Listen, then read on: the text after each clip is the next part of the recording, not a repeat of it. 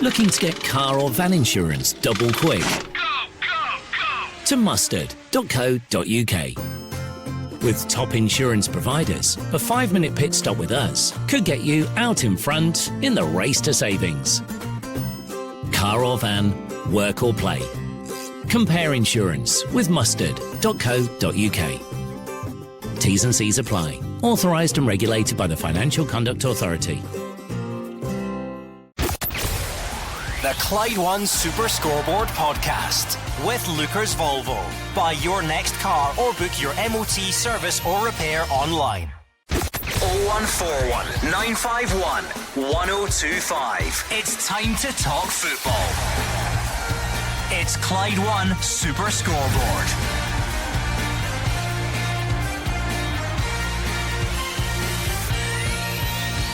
Good morning and welcome to Clyde One Super Scoreboard. It's back-to-back double-header in the Scottish Premiership today. Rangers travel to Livingston as they look to continue their positive start under Philippe Clement. Then attentions turn to Celtic Park with Brendan Rodgers' side looking to bounce back from that defeat to Atletico Madrid during the week at home to Aberdeen. I'm Andrew Maclean. Joining me in the studio today, Dalziel, Jim Duffy and Hugh Keevins. The last time Aberdeen were in Glasgow, they beat Rangers so badly it cost Michael Beale his job. Enter Philippe Clement. Exit the bad old ways for Rangers. They are rampant and they haven't lost a game at Livy for 5 years. With the best will in the world, that's a stat unlikely to be rewritten today in West Lothian. The last time Aberdeen beat Rangers and Celtic in Glasgow in the same season was 35 years ago. Could that stat be rewritten today? Celtic on the rebound from the Champions League mauling in Madrid and minus Maeda. We are in for a top afternoon. Yeah, it's not often this season that we've had these double-header Sundays, always guaranteed action and drama, Jim. Yeah, again, and for all the clubs involved, obviously we're focusing primarily on the two big clubs, Celtic and Rangers. But the likes of Livingston, who have now went to bottom of the league, it's a huge match for them. Davy Martindale's done an unbelievable job there, and this is his real biggest test really in that tenure, I think, since he's taken over. And obviously from Aberdeen, a fantastic result in Europe during the week there, that 2-2 draw and that wonderful goal from Jamie McGrath. So they'll be getting into that game with real confidence. But as Hugh said, the record over the many years has not been good, particularly at Celtic Park. Yeah, big game at Celtic Park later on, Gordon. But for now, attentions will be at the Tony Macaroni Arena. A big game for Philippe Clement away to Livingston. Yeah, a game they'll go in with plenty of confidence. He's ticked every box since he's come in the door as a manager. I think the Rangers fans are very pleased with what they're seeing. Be interesting. We'll hear the team news for today's game. It'll be interesting to see if he makes a few changes. We're expecting he will do that. And they always say it's a hard game at Livingston, but I fancy Rangers strong this afternoon. Yeah, well, let's not hang about because it is a midday kick-off. So let's go straight to the Tony Macaroni Arena and let's hear from Gabriel Antoniazzi. Yes, thanks Andrew, and it's a big game here and a big chance for Rangers to trim Celtic's lead at the top to 5 points before they play later this afternoon. Philippe Clement has made such an impressive start to life here in Scotland, unbeaten in 6 games, winning 5 of them. He says it's the quickest he's ever seen a team improve, although he admits they still have a long way to go to become the machine that he wants. He shuffled the pack a bit today, 4 changes from that big European win on Thursday night. Tom Lawrence comes in to make a start, along with Ross McCausland, Cyril Dessers and Leon Balogun. Davies, Cantwell, Lammers and Danilo all dropped to the bench. So here's the 11 to start the match. Jack Butland in goal. A defence of James Tavernier, Connor Goldson, Liam Balogun and Borna Barisic. Ryan Jack and John Lundstrom are in midfield. Tom Lawrence will be just ahead of them. Ross McCausland on one wing, Sima on the other, and it is Dessers who leads the line. Substitutes: McCrory, Cifuentes, Sterling, Roof, Ridvan, Cantwell, Lammers, Davies and Danilo. How about the hosts then? Well, it's been a strange couple of weeks for manager David Martindale, who was approached by St Johnstone, who looked to drift at the bottom. The club wanted him to stay here, he wanted to stay here.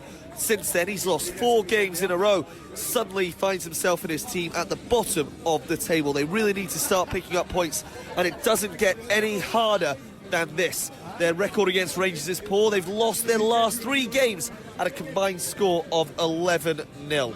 Let's have a look at the team that Martindale has picked today. It's George in goal, a defence of Penrice, Devlin, DeLucas and Montano. Kelly, Pittman and Shinnie will be in the middle, with Sangari and Nouble as well. Anderson leads the line. The substitutes: Hamilton, Bradley, Parks, Lloyd, Kelly, Brandon, Welch-Hayes, Holt and Guthrie. The referee in sunny Livingston will be Stephen Maclean. Now, there's a nip in the air today. Doesn't matter when you've got an AstroTurf pitch. Now, Clement wouldn't have any of those if it was up to him. He says it's a different kind of football, but he'd have to get used to it, and get used to it fast. It should be a cracker here, Andrew. Kick-off is not far away now. Yes, well, there is the team news from the Tony Macaroni Arena. What stands out to you, Hugh? There is a start for Ross McCausland. Cyril Dessers up front as well in favour of Danilo. Everything that Philippe Clement touches so far has turned to gold for Rangers. Can he be the one who gets something out of Dessers, who has exasperated the Rangers fans since he arrived at the club? But he's there today and he's on from the start, and I think that if he gets a goal, then it proves that Philippe Clement can work wonders. Yeah, is that the big call for you, Cyril Dessers starting up top instead of Danilo Gordon? Yes, but I'm not surprised. I think this is the way the manager's got to go about his business. He's using his squad, he's rotating. Young McCausland, I'm delighted he's in there. I was excited watching him the other night. I thought he'd come on, he gave that bit of energy down the right hand side, played with lots of confidence, couple of terrific balls inside, created chances. Big day for him as well. Listen, Dessers has got to step up sometime. Could it be this afternoon? He knows that Danilo probably right now has got that number 9 jersey. Basically he's the number 1 centre forward. It's up to him to put pressure on. The only way you can put pressure on when you're playing as a centre forward, Rangers, is find the back of net, start scoring goals. Yeah, quite a few times Philippe Clement has mentioned that currently the squad is in its observation period, and he needs to see what every single player is capable of in different scenarios. So this will be a big test for Cyril Dessers, for him to show Philippe Clement what he's capable of. Yeah, but I think it'd be unfair just to throw the all the responsibility onto Dessers. I'm a wee bit surprised he's not made one or two more changes. I think just in general, managers tend to do that after European games, and the intensity, you could see that the Rangers played fantastic for about 70 minutes the other night there, and then they just started to run out of steam a little bit. So I was a wee bit surprised he's not made one or two changes, but I can understand just trying to keep that continuity and just tweaking it a little bit. McCausland coming in as well as Gordon says. I think at Ibrox again, sometimes it's a wee bit easier for a young player to relax, particularly when the team is playing well. Away at Livingston, a different type of test for him. But again, he's handled everything thrown at him so far, and delighted to see a young player getting his chance. Dessers, for me, the first thing he has to do is take the workload up. We saw that the goal the other night there from Danilo in terms of the pressing, and his press was a trigger for me for the Rangers performance, because he chased everything, and the fans bought into it. They saw that, listen, this is somebody really is going to give everything for the jersey, and the first thing Dessers has to do is take that on board. If he really chases and works and harries and puts pressure on the Livingston rearguard, then straight away the fans will be on side with him. And that's, to me, the starting point from him. And then he needs that little bit of composure in front of goal, but I think that will come just through confidence. Yeah, it's a big thing when a new manager comes in. Players need to take that opportunity. Ross McCausland was substituted on the other night, created 2 decent chances for Rangers, had a shot saved as well. Do you feel that he really grabbed that chance that he had the other night, and that's why he's in the starting lineup today? Yeah, listen to Jim there. I think he makes a very good point. I think that if you come on at Ibrox and the team's been playing well, it's a lot easier. I've been there as a young kid at 16, 17, coming on, and all of a sudden experienced players, you blend in there, the atmosphere gets you. But it's a different a different situation this afternoon. Obviously the pitch, everybody talks about the pitch. You're away from home, the Livingston are going to try and close you down as much as you possibly can. Sorry God, that's one thing McCausland shouldn't be faced by, because most of the young players have been brought up playing in artificial pitches. Well, that's fair, Jim. But the thing about him is, I think this boy has got the confidence and ability to handle this, no problem. Look, he wouldn't be in the starting 11 if the manager didn't think so. I like him. I think he gives Rangers something different. I think he's got everything in his locker, and he's got a great future ahead of him. There's no doubt in that. but it's up to the rest of the players as well to help him along. He's a young player, you need that bit from experienced players to help you, and I think he'll certainly get that this afternoon. Another inclusion that's maybe slightly gone under the radar is Tom Lawrence, who hasn't played much football at all in his time at Rangers since joining last summer. I feel like we say it every time he gets into the team, but he'll be hoping that once again this is the real start of his Rangers career, because it has been so stop-start, and he has shown quality when he's played, but the problem is staying fit. One thing that Clement needs is greater strength and depth, and Rangers have lost players for long periods of time due to injury. No one has suffered more in that regard than Tom Lawrence. The more players he gets back, the stronger the squad starts to look. And there's a long way to go in this championship. You know, Rangers still have 26 games after today. So, long way to go. And the Tom Lawrences of this world will be needed. After the international break, an absolute glut of fixtures for everyone, leading up to the big picture. December 30, Celtic versus Rangers. So, Lawrence and those who come back are very welcome in the eyes of the manager. You'd expect it will be McCausland and Sima out wide. That means Tom Lawrence will operate in behind Cyril Dessers. That's the role that Sam Lammers has been playing. Sam Lammers has faced criticism since he's come in from Rangers fans. They don't think he's quite hit the heights that maybe his price tag is warranted. Is that really an opportunity for Tom Lawrence to try and nail down that spot as his own, if he can stay fit, of course? 100%. I was very impressed with him when he came into the club. I thought he was a terrific player. Obviously, unfortunately, the injuries have sort of held him back. It's now time for him to come and show exactly what he's all about. He can get that run of games under a new manager. I think looking at the two of them, if I was picking with the two of them fully fit, few games under a belt, I think Lawrence is a standout all day. When we look at Livingston, there's all those cliches about it being a tough place to go to. That it doesn't really stack up when you look at it from a Rangers perspective, because they've won their last 5 visits to the Tony Macaroni Arena.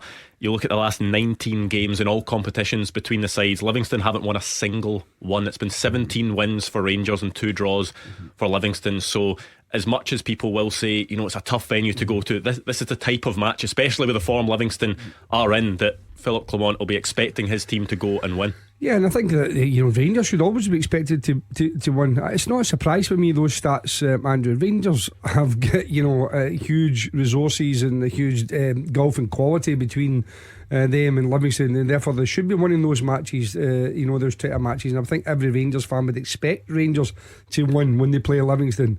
And as you say, you know, I think the pitch is always going to, you know, kind of throw up, you know, some doubt if there has to be any, but it's minimal. And I think the players now are used to that. They're used to playing. Obviously, there's you know, always a couple of pitches in the top level, whether they play them there or whether they play them in cup competitions or whatever it is, lower leagues.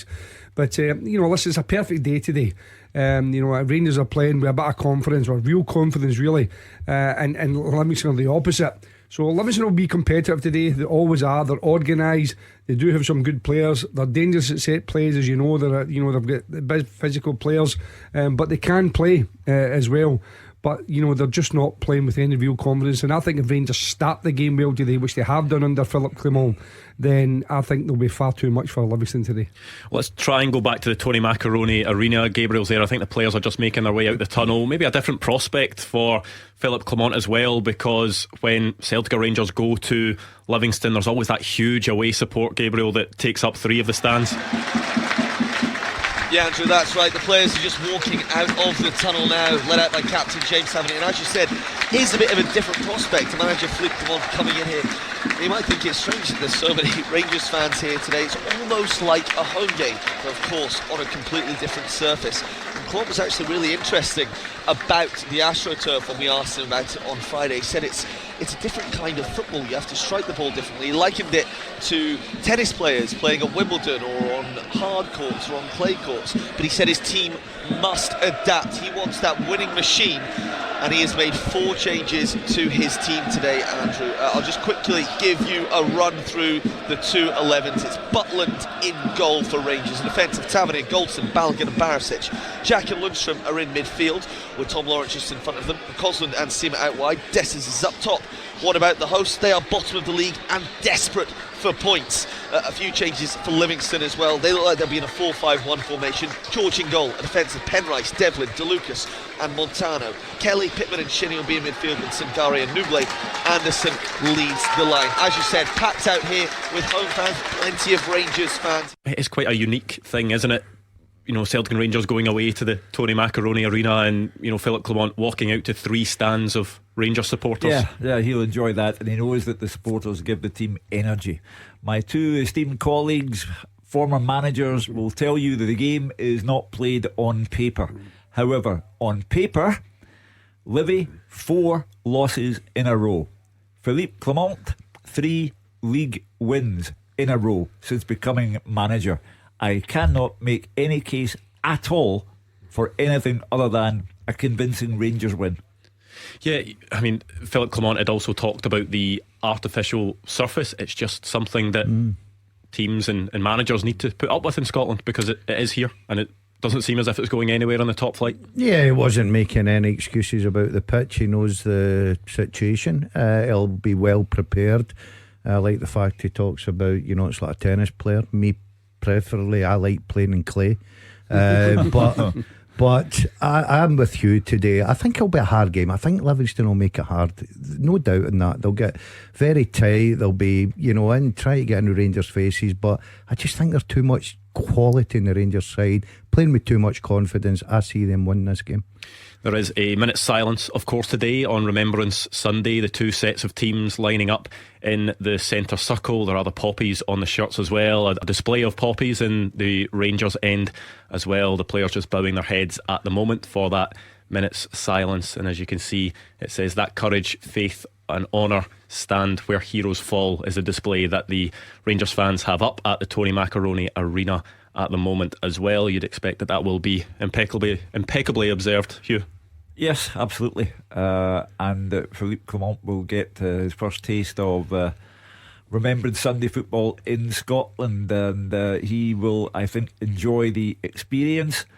He, for me, comes across as a very intelligent man, a man not overboard when Rangers win a big game, not perturbed if the game happens to be drawn, as it was earlier in the season against Sparta Prague. So he has brought the Midas touch, and I think the Midas touch will hold good today.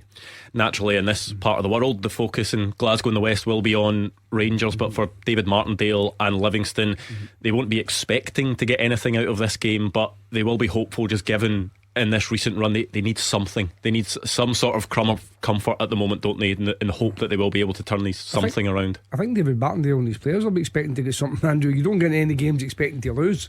You know, you get in there determined and you think this is a day it's going to turn round for us. You know, the expectations all on Rangers. You know, the game's live on TV.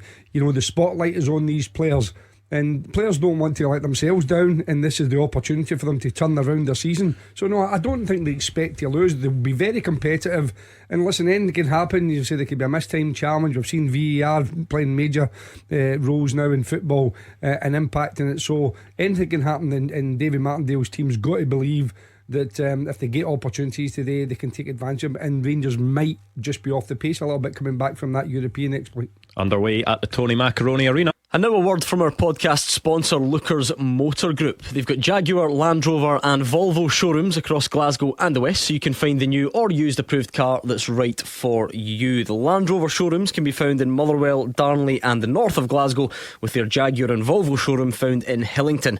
And right now at lookers.co.uk you can browse and shop 24/7, value your part exchange, order and take delivery from the comfort of your own home. Every approved used Jaguar, Land Rover or Volvo comes with a minimum of 12 months warranty, roadside assistance, MOT test warranty, an independent mileage and service history check, software updates and lots more. Check out lookers.co.uk to get your new or used approved Land Rover, Jaguar or Volvo today. Now back to the podcast. Make me a winner. Make me a winner. Your chance to win life-changing amounts of cash every weekday until Christmas. Enter at winhappy.me/win-cash. It'll just be home improvement, a lovely Christmas. I've got 2 boys. It's quite life-changing for us, really. Terms and conditions apply. UK residents over 18 only. Competition ends 22nd of December 2023. Oh my God, thank you so much. Enter for your chance to win life-changing cash every weekday at winhappy.me/win-cash. Clyde One Super Scoreboard. Goal flashes. With M&D Green Pharmacy. Make your life that little bit easier. Use their free prescription delivery. Right then, Hugh, we've already had a taster in terms of your prediction for today.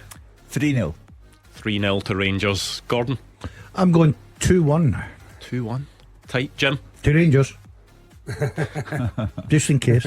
I'll go 2-0 Rangers. I thought you were just going to leave it ambiguous there in case there was a shock and you could go back and say, oh, I said 2-1 at the start. Yeah, I got away with that. And then he was like, ambiguous. So it's a Sunday, Jim. It's a Sunday. So there we go. We are underway at the Tony Macaroni Arena. A nice sunny day as well. Quite a low sun out there as well. Yeah. That could be something for the goalkeepers to contend with. Well, the Rangers goalkeeper is okay. He's in the shade right now. But Philippe Clement will be looking at the synthetic pitch and thinking, really? The top division in the country, and they have plastic pitches? I know that they're necessary for financial reasons for Livy and for Kilmarnock, but they don't suit the top flight. Hugh, for me. I'm just looking at pictures coming in there. What's my favourite subject just now? You've heard it many times this season. The attendances. Yes. Once again, it looks a terrific attendance at Livingston. I heard this yesterday. This is your new thing, yeah. isn't it? It was referees before. He was the big fan of referees. Now I'm a big fan of the fans. And the reason, and because is that because you've gone to like a handful of games this season that all of a sudden you want part of the credit for turning up to games? Pitch up at Hibs and St Mirren, 17,500. Don't know if I told you that. He's got the stats as well, the numbers. Right, just under 6,000 at St Mirren Hibs the other night there as well. And I've got to say, I'm looking at the pictures, and it's all over the country, and I think that's positivity for me. And you know that coming up to Christmas, it costing money, everything. I'm all for the fans. I'm a fans fan. Well, you look at what's happened since Philippe Clement came in. Think back to that Aberdeen game, how dire it was on the park for Rangers, and dire off it as half the stadium left long before the end of the game, and those who stayed only stayed to boo.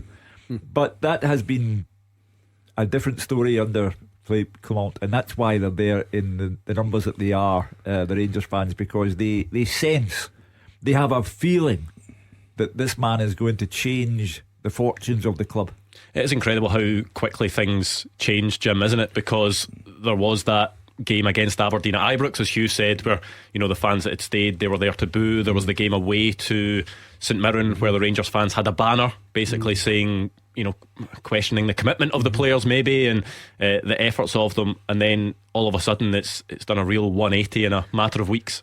Yeah, well, we said before, players, you hear this phrase, about confidence and, how you breed confidence, but results breed confidence, performances. And I think the fact that, when a new manager comes in, the players do get a almost second chance, really, because they're the ones that have been responsible for the previous manager going. But when the new manager comes in, it just seems to take the weight off their shoulders a little bit. They seem to relax, and then they start off really well. And I think perception's another thing. You look at Philippe Clement on the side. He's not ranting, but he's got a real kind of a passion about him. He's clenched fist. He's showing emotion, and I think that was something that the Rangers fans held against Michael Beale a little bit. It's just his personality. That was just a different type of management. But I think the Rangers fans wanted to see somebody out there maybe berating their players, maybe, as you say, celebrating goals, all these things, whereas Philippe Clement seems to be doing that. So I think the fans have bought into him straight away, but it does help. The results have been very positive. It's funny you say that, Jim, because we are getting callers night after night talking about how he addresses the players when they come off. when you're winning games, a new manager comes in, fans notice everything. They notice the passion, they know the body language, they know everything about it. And that's why he's becoming such a favourite with the Rangers supporters. They're picking up on little things that would never have picked up in. Oh, he's got his arm round them, he's having a chat to them before they get into the dugout. That's great. Michael Beale didn't do that. Now, if Michael Beale was winning games and playing good football, nobody would care a jot if he'd done that or not. I mean, is that not just the life of a manager, that when things are going well, supporters will pick up on things and say, oh, it's great that he's doing this, or it's great that he's saying this. Then when things aren't going so well, sometimes the same things can be used as a stick to beat them with. Yeah, of course. I mean, listen, when you know, it's all different types of personalities. I mean, there's many managers who sit there quite calmly and watch the game, and then there's other guys who are like literally playing the game for 90 minutes. And Clyde One Super Scoreboard with Carl Robert Accident Repair. They'll collect, repair and deliver your vehicle, providing a hassle-free service. That's a bit of a show off, Jim, bringing a band with you. Just wanted to announce that. Aye, exactly. Because I've not been in for a wee while on a Sunday. That's what it is. Well, it has been a positive start for Rangers so far. Not much in the way of chances, but they've certainly had the territory in the right areas. No, they look like they've settled into the game quite quickly. Andrew, they're knocking the ball about well, and just a bit unlucky there. I don't know if he was offside, Jim, was he? Yeah, just slightly. I think it was a fraction, but Livingston just try to close them down, try to get in their faces what you expect, trying to upset the rhythm. But so far I've been quite impressed with Rangers' start. Only 6 minutes, but we're looking for some more goal mouth action. I'm told that each training session at Auchenhowie now, Jim, they're jumping to his tune. I mean, the training sessions must be as good as the games for him. So he is using, he said he didn't have a magic stick, but he's wielding the big stick. Yeah. The whole thing is different now. The dynamic is completely different. Yeah, I think players buy into it, and again, when it's working for them, you know, as I say, they're getting performance levels. You know, they're winning matches, and the fans are really behind them again. You know, they're not on their case so much.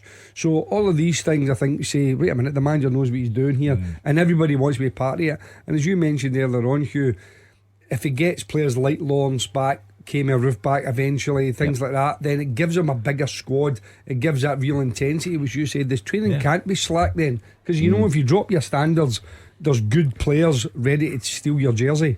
Whereas I think, you know, that wasn't quite the case. So I'm interested to see how Tom Lawrence does today. I mean, I hope that he stays fit and healthy, but just, you know, his record over recent seasons would suggest that, you know, that's not going to be the case. But I just hope he's got over those injuries, because he is a good player, Gordon. My favourite one, Jim, was Lundstrom coming out and saying how things have changed, different. Oh, brilliant under new manager. But apparently said that about every manager that's come in the building. Which, I mean, that's the sort of thing I would do myself. That's it. He's not going to come out and slate any new manager, is he? That's the thing, though. But it was maybe just the way he said it. I think it was after the semi-final.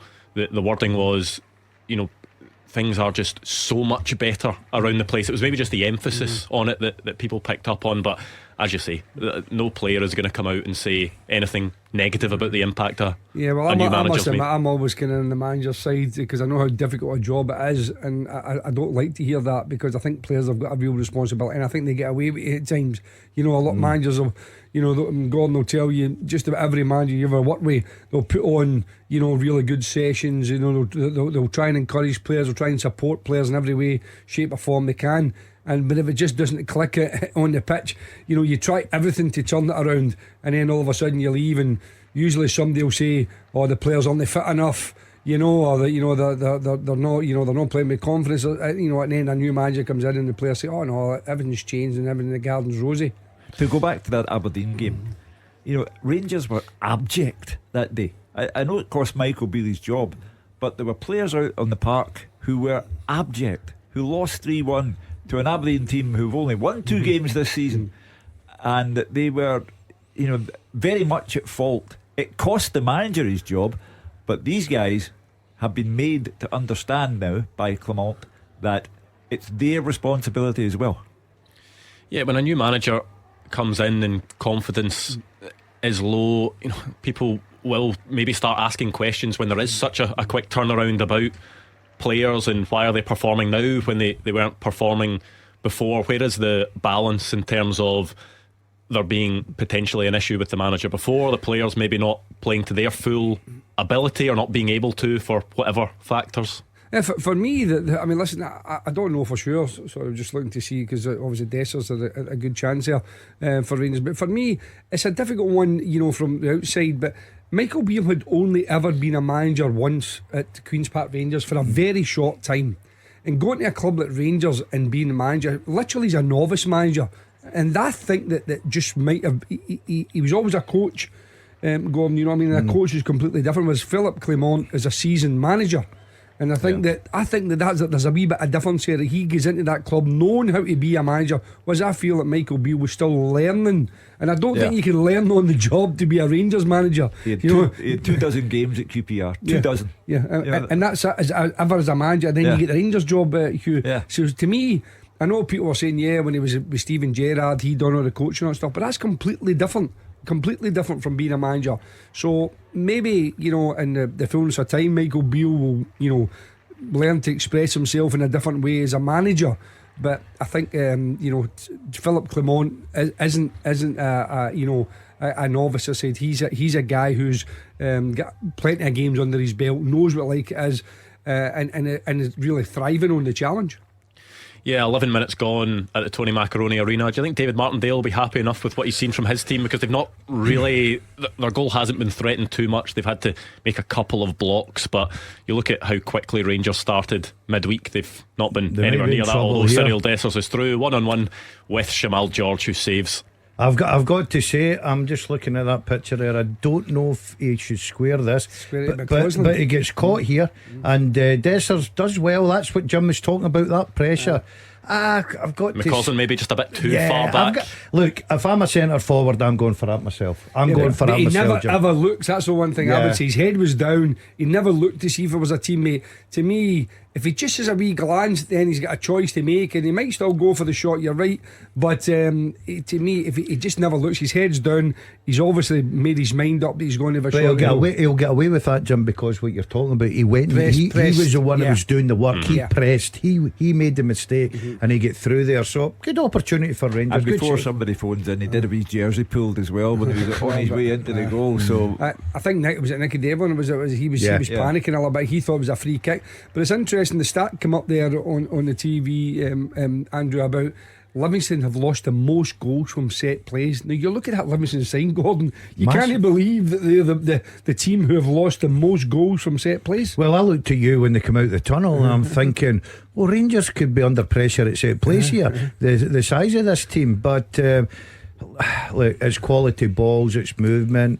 Is that the first booking? Is it Nubly? I don't think so. I don't think it was a booking, just a foul on Borna Barisic. Rangers will have a free kick out on the sort of left. If I was going to run into somebody, I'm not running into Joe Nubly, that's for sure. Yeah, he's 6'4" and he's just solid muscle, and a good player. I mean, David Martindale thought he was going to be losing him in the last window. I think he was almost trying to lose it, wasn't he? He was almost just David was driving him up and down the M6 and stop at clubs. Yeah, but I think that, you know, the one thing that people always put against him is he doesn't score enough goals. Terrific feet for a big guy, great ability, gets you up the pitch.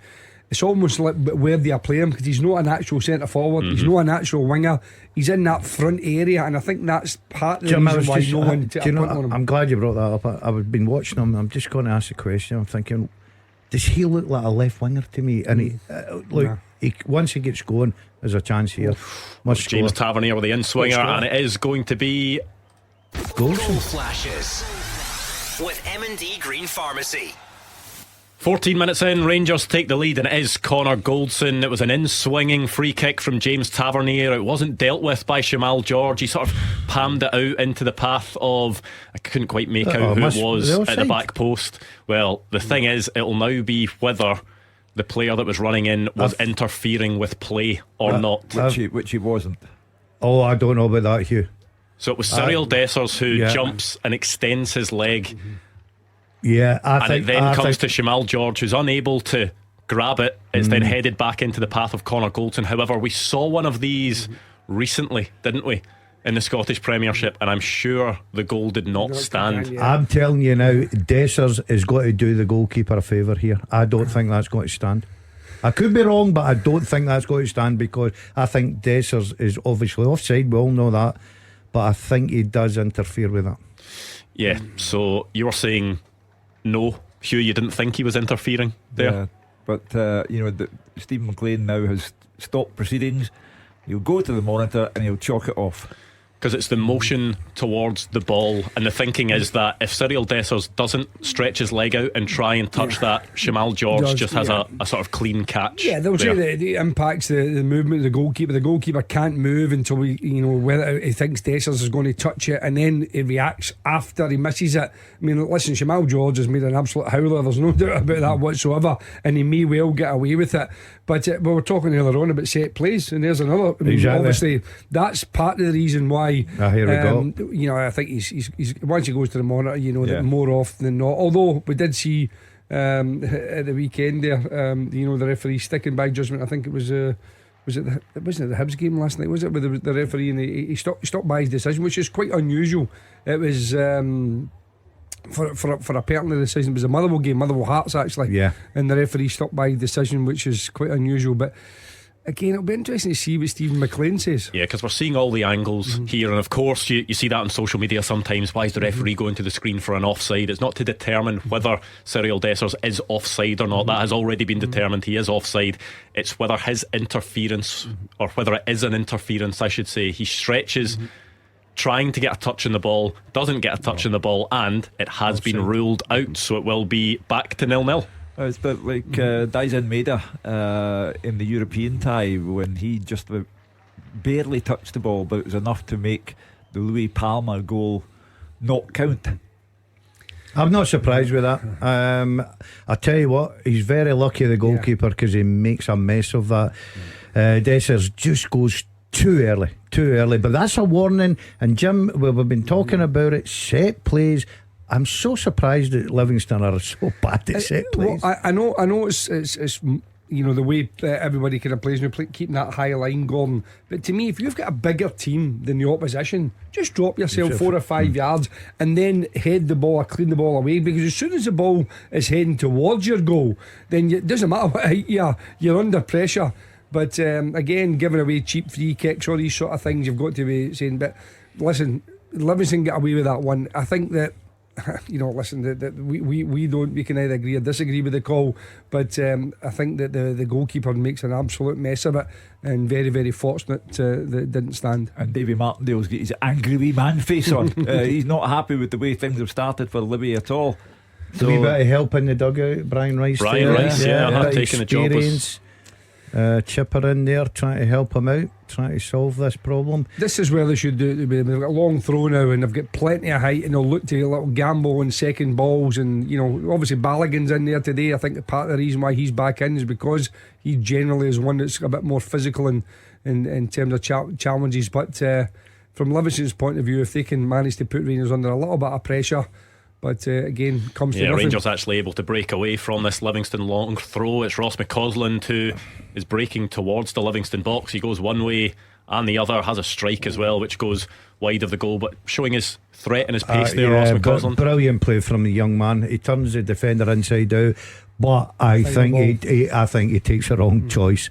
I think he's done great here, turns him inside out. He's got 3 players in that box. He's never scoring for that angle. That's a worldie if he does score from there. I know that the goalkeeper messed it up the last time, but he's not scoring for that angle. I think he's just a wee bit more composure, dink it to the back post or put it in the box and cause a bit of problem. Good breakaway. Young man try to make it. You have been there. You get excited and you overthink it and you think, I'm going to go for a bit of glory here and have a go. But look, I will not take that away from him, but he just picked the wrong choice. Shot from a similar position, didn't he, the other night? That one was saved low at the near post. Yeah, I thought that was a lot harder today, I've got to say. He does brilliantly. I've got to say, he does brilliant. Great counter attack, but a little bit composure at the end there for him. If he just flashes it across the face of the goal, then obviously Dessers comes in, or maybe one of the defenders going back, it puts him under pressure. But listen, the first thing he did was it was very, very positive. He 1v1 versus the defender, and that's what he's there for. Take him on, which he did do. So he's shown the defender that listen, I can beat you today. So that puts for the next challenge or the next opportunity. Then the defenders maybe going to sit off him a little bit and just trying to slow him down. Just looking at the way Livingston have lined up, a lot of the times that they've got Nubly in the right today, Gordon, which is a wee bit of a change against Barisic. So I don't know whether they've maybe looked at Barisic and think he's maybe the strongest physically, defensively, so we'll put Nubly up against him. But so far they haven't been able to get enough of the ball to create any problems. No, they've not asked any questions of Rangers at all after 20 minutes at home. But what Davey will be happy with is the fact that it's still 0-0. He's still in this game. Yeah, another Rangers corner, this time Borna Barisic to take with an outswinger. We've talked about how Livingston are susceptible at set pieces, so this one is put in by Borna Barisic and dealt with initially by Livingston, but it's going to drop, and that one is blocked. It was a shot by Abdallah Sima that was blocked by maybe a couple of Livingston bodies in there at the near post. Well, they're going to have to do that. They happen to throw their bodies on the line here because they are being totally dominated. It's a completely one-sided game. Yeah, but the thing is for me there that Sima has actually got plenty of time. The ball's coming down, he's standing spare. They're doing a man marking. You can see as they're setting up here, they're not zonally, they're doing man marking. So whoever's marking the players have got to make sure they stay focused and stay concentrated. That's a poor ball in this. I think it's Taverniers, who's normally a lot better in these situations. But that's the one thing they've got to say. Oh, there's a penalty, I think. Yes, a penalty has been given. It was Ross McCausland who went down under the challenge of Shamal George, who is not happy whatsoever. It was one of those where McCausland just nicked the ball by Shamal George, got to it first, and McCausland goes down. You've got to ask questions of your goalkeeper here. What is he doing? McCausland has gone absolutely. He's desperate for a goalkeeper to make the challenge. No doubt about that. Is there contact though? I'll tell you what. Well, VAR will obviously seeing a replay of it that's now. Never a penalty And I think Stephen McLean is going to be going to the screen again because McCausland gets the lucky break, but he takes the touch and goes down. I think he just. You think there's contact there? I think. Listen, when a player gone with that pace, if he just puts his hand on him, yeah, potentially there maybe is a touch on his left. It's not the player's duty to stand on his feet. It's the goalkeeper's duty to make sure there's no contact. So, to me, I think he'll stick by his original decision. Yeah, I think he's pointed to the spot there. It is going to be a penalty. So I think one of the angles did show that there was that touch from the left glove of Shamal George, and not enough for you, Gordon. No, I think he's already gone down before he even gets there. Gordon, would you have stood 100%? I'm down. Exactly. Listen, Jim, I'm not blaming the young lad. Let me tell you now. Listen, it's up to the goalkeeper. It's not up to the player to stay. The frustration will be as well that he was going nowhere, but we'll get back to that in a second, because James Tavernier is standing over the ball 12 yards up against Shamal George, looking for another goal. He's already got 10 this season, doesn't he? 112 something like that for Rangers if he scores. Yeah, already into double figures this season. James Tavernier, he's looking to make it 11. Steps up and sends it wide. Wow. Goodness. I'll tell you what, I'm surprised at that. I was waiting for a net to bulge here. He's usually absolutely brilliant. I think there's got to come a time where somebody else takes the penalties. I think his record at penalties over the last maybe dozen or so is not brilliant. And I think, listen, it's alright taking that responsibility, but to me that is a huge. Does that come off the post, Jim? I think it comes off just outside of the post. But I think the goalkeeper was getting across as well, and I don't know, it's just, listen, I know his record's phenomenal in terms of goal scoring, but he has missed a significant number of crucial penalties, and I think that there might come a time when even as a captain, he's got to maybe say, listen, it's time for someone else to take responsibility. I thought McCausland had the ball and fancied it himself. No, he's never getting that off him. Never chance. But as Jim says, one of these days somebody else will need to have a go. I know what Jim's saying, but see, me personally, I'm still giving it to I think Tavernier's the best striker of the ball. I think it's poetic justice. I know Andrew's going to get the stats for me, because Andrew's going to get the stats for me and say how many penalties has he missed. I would say in the last dozen. That's my many are you going for?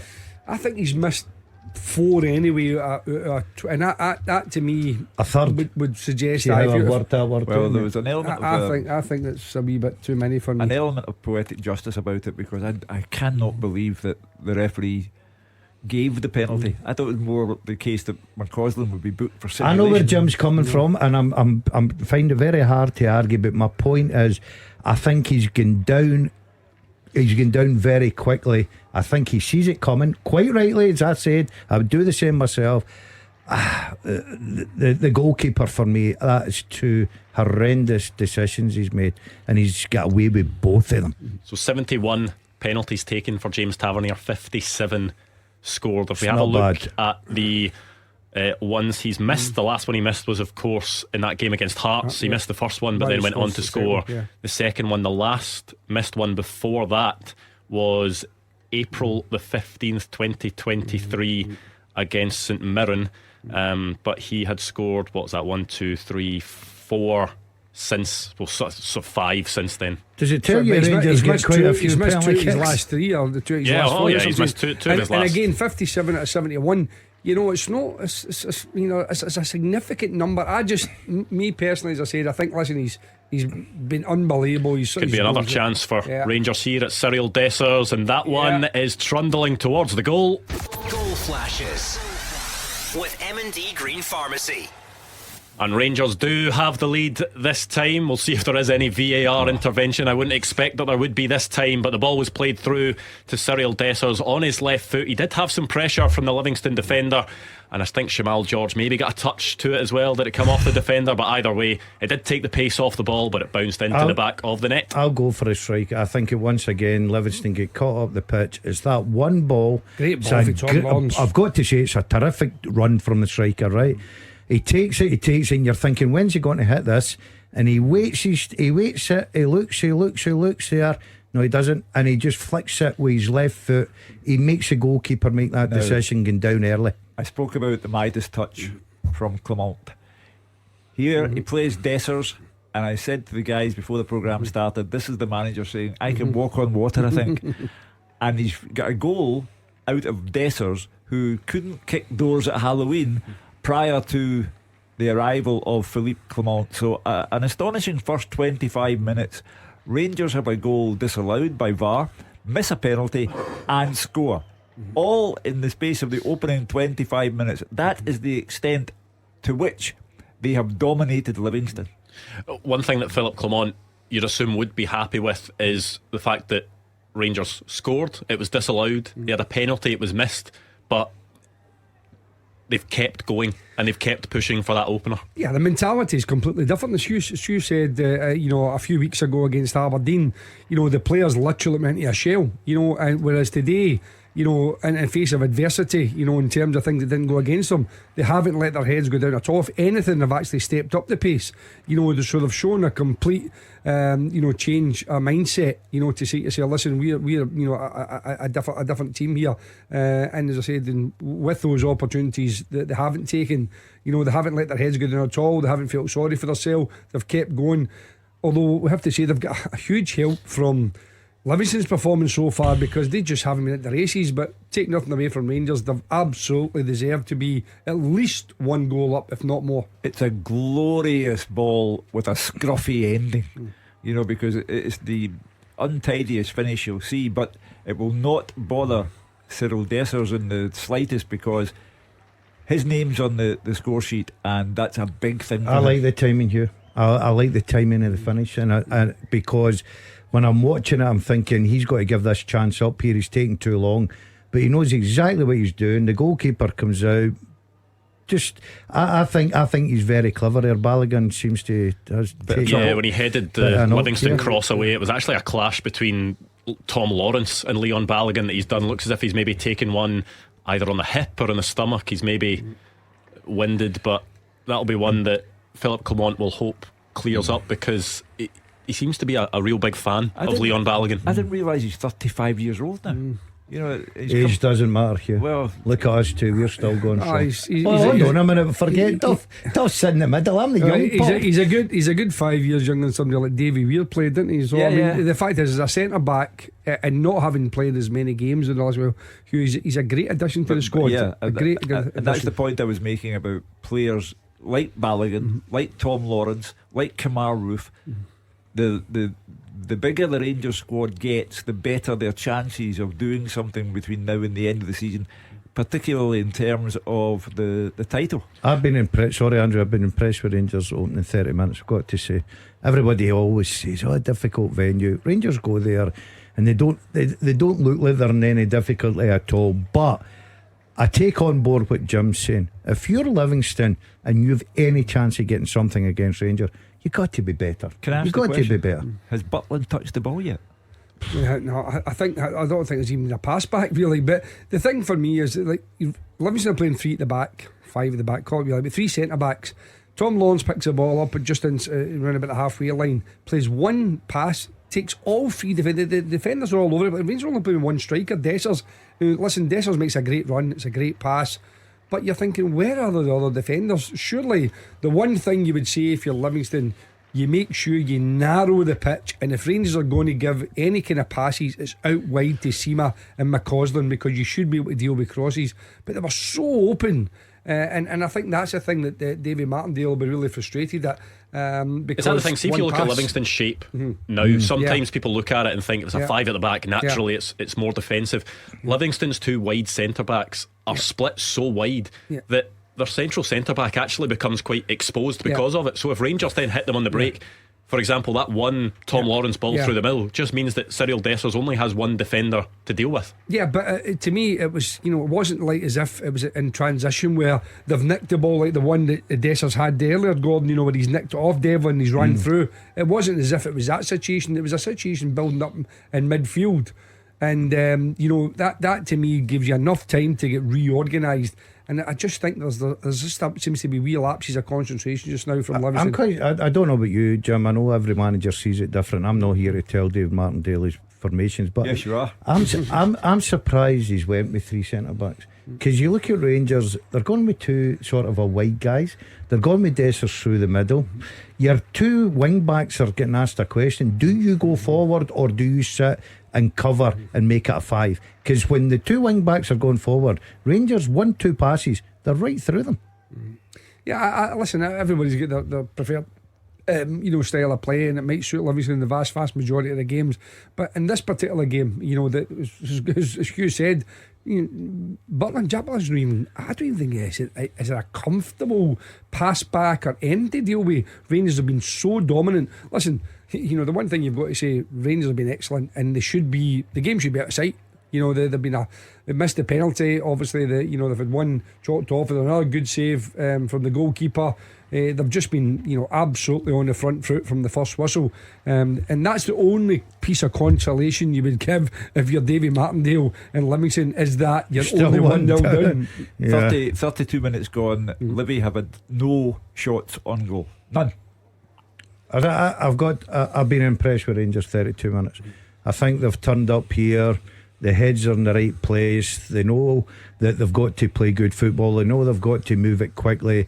They've got better players in Livingston, and everything's going to plan so far. I mean, so far for Rangers, out of the summer signings, I think Jack Butland has been the one that most Rangers fans would say has been the biggest hit so far. Danilo certainly is coming onto a game, but Jack Butland consistently has been good. And one thing that he has been good at is that even in games where he has been completely out of it like this, he still has managed to, or has had to pull off 1 or 2 good saves, and has had that concentration to be able to do it.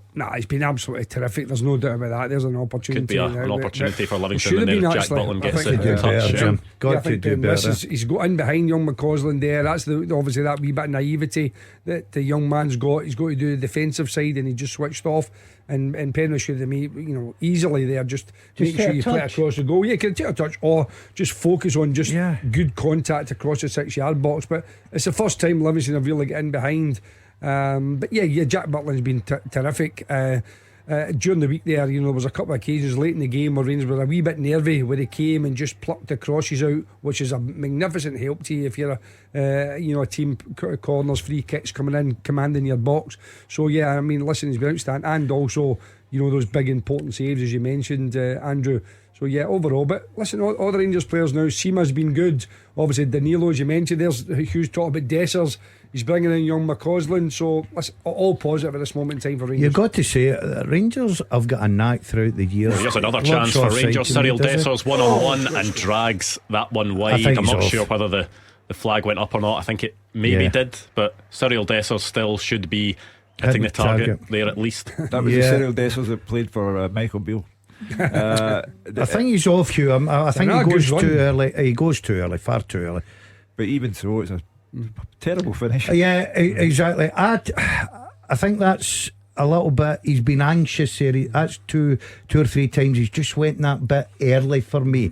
I think it's just the fact that he knows how important it is to really put a mark down. He's got his goal. He wants another. He wants to get that confidence built. But when you're through like that, you've got to start hitting the target. I mean, against Dundee a few weeks ago when Rangers won comprehensively, he came on and he scored a really. I mean, he missed a few chances, and then he came on as sub. Danilo missed a few chances that day. He came on as sub, and then a really composed finish. And then again today, a good finish. Good running, good finish. But the one thing about any striker is you want him to be a threat, and he is a threat. Today there's no question about that. Yeah, he missed a chance. He scored his goal. He's another one he's through. So the one thing you want from your centre forward is to be playing on the shoulder of defenders and giving defenders a problem, and he's doing that, and he's also working hard. So he's doing exactly what his manager has requested from him. Yeah, Louis DeLucas is down with a head knock. It was Borna Barisic sort of caught him with his arm when he went up. Nothing in that. I think it was outside the box anyway, so it's not even one that could be reviewed. I think it's just one of those ones where players try and buy free kicks at times. I don't even think it hit him in the head. I think Barisic has got up and been competitive, won the ball. He's kind of leaned on him a little bit, no more than that. Yeah, I agree with that. You talk about going back to Butland. The one thing Rangers have got a knack at throughout the years, they've always signed good goalkeepers. If you look at their goalkeeper in history, that's been terrific. So I don't know who their goalkeeping scout is, but congratulations to him. I think Jack Butland had an offer on the table from Manchester United as well. Could have stayed there as essentially their third choice goalkeeper. Depending on the zeros for me, that would have been the turning point. You would have been sitting in the stand for Manchester United for the whole season. If there was an extra zero in there, yes, I would have. I'd have just bought a nice big coat. Well, Ross McCausland now is broken into the box. The shot takes a heavy deflection. He's claiming it's a handball. We'll need to see a replay on that one. But there were quite a few claims from Rangers players and supporters that came off of Christian Montano. Typical wide player coming in on his weaker foot. I've been there, just have a swing at it. It hits the arm that's tucked into the body, doesn't it? He has one arm out, but I think it hits the one that's tucked into the body, so that's not going to be given. No. Yeah, I think if it hit, as you say, half turned, and if it hits the other one, but the thing about McCausland, he is 2-footed, so that's a really terrific attribute to have if you're a wide player, because normally if you're a full back, you're thinking, right, if he's right footed, show maybe on his weaker foot or whatever happens to be, but he is, if you show him inside, he'll come inside and he's decent with his left foot. You actually see him sometimes. Do you not think that looked a bit like a swinger there, Jim, with the left foot? No, I've seen him before, and he actually runs sometimes with the ball with his left foot. He drags it with his left foot. So no, he's very 2-footed. So I think that's as I said to you, that's a big part of his threat, because he can go either way.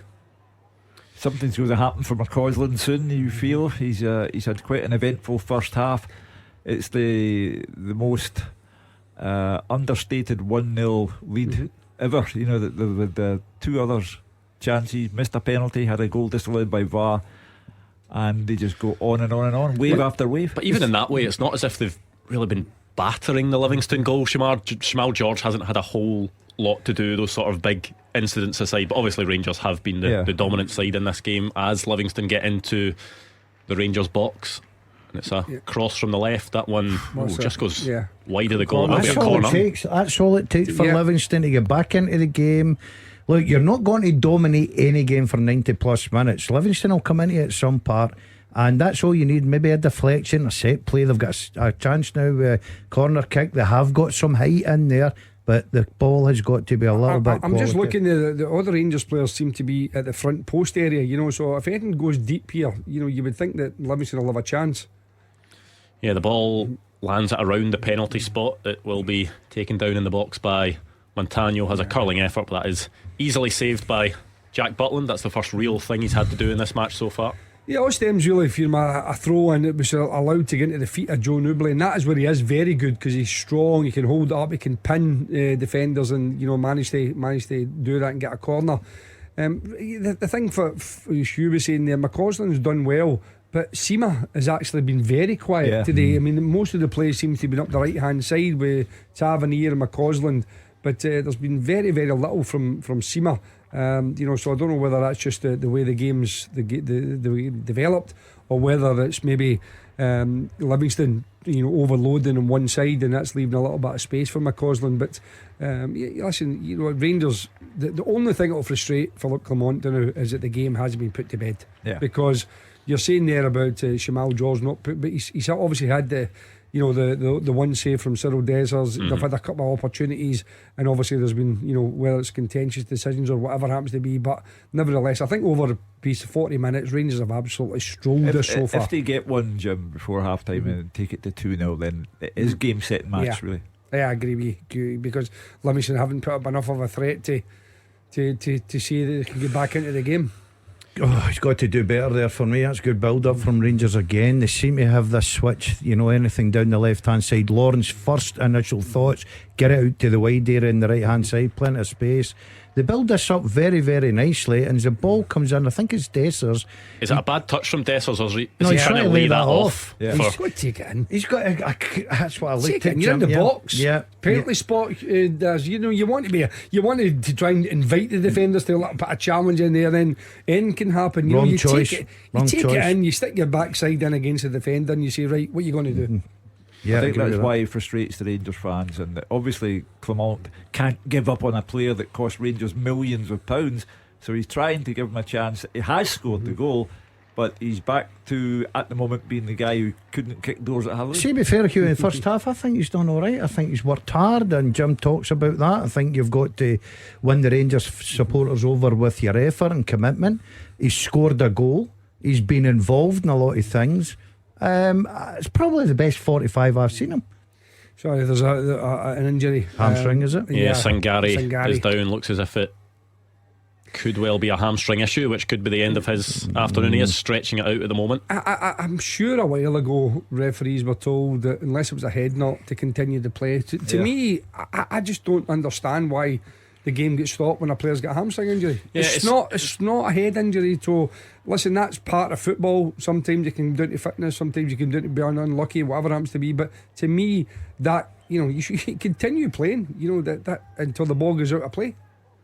Yeah, I mean, it does seem to be quite inconsistent in that way. I think the rule is if it's a head knock, play needs to be stopped, but referees do tend to sometimes stop play for certain other injuries and not others. It doesn't seem to be a lot of rhyme or reason to. No, but I don't. To me, I listen. I understand that you see the way the football is now. If a player drops down, then you know the fans start to boo and shout, and players are almost feel obliged to kick the ball out. But you know, you can see then it's just a tight muscle.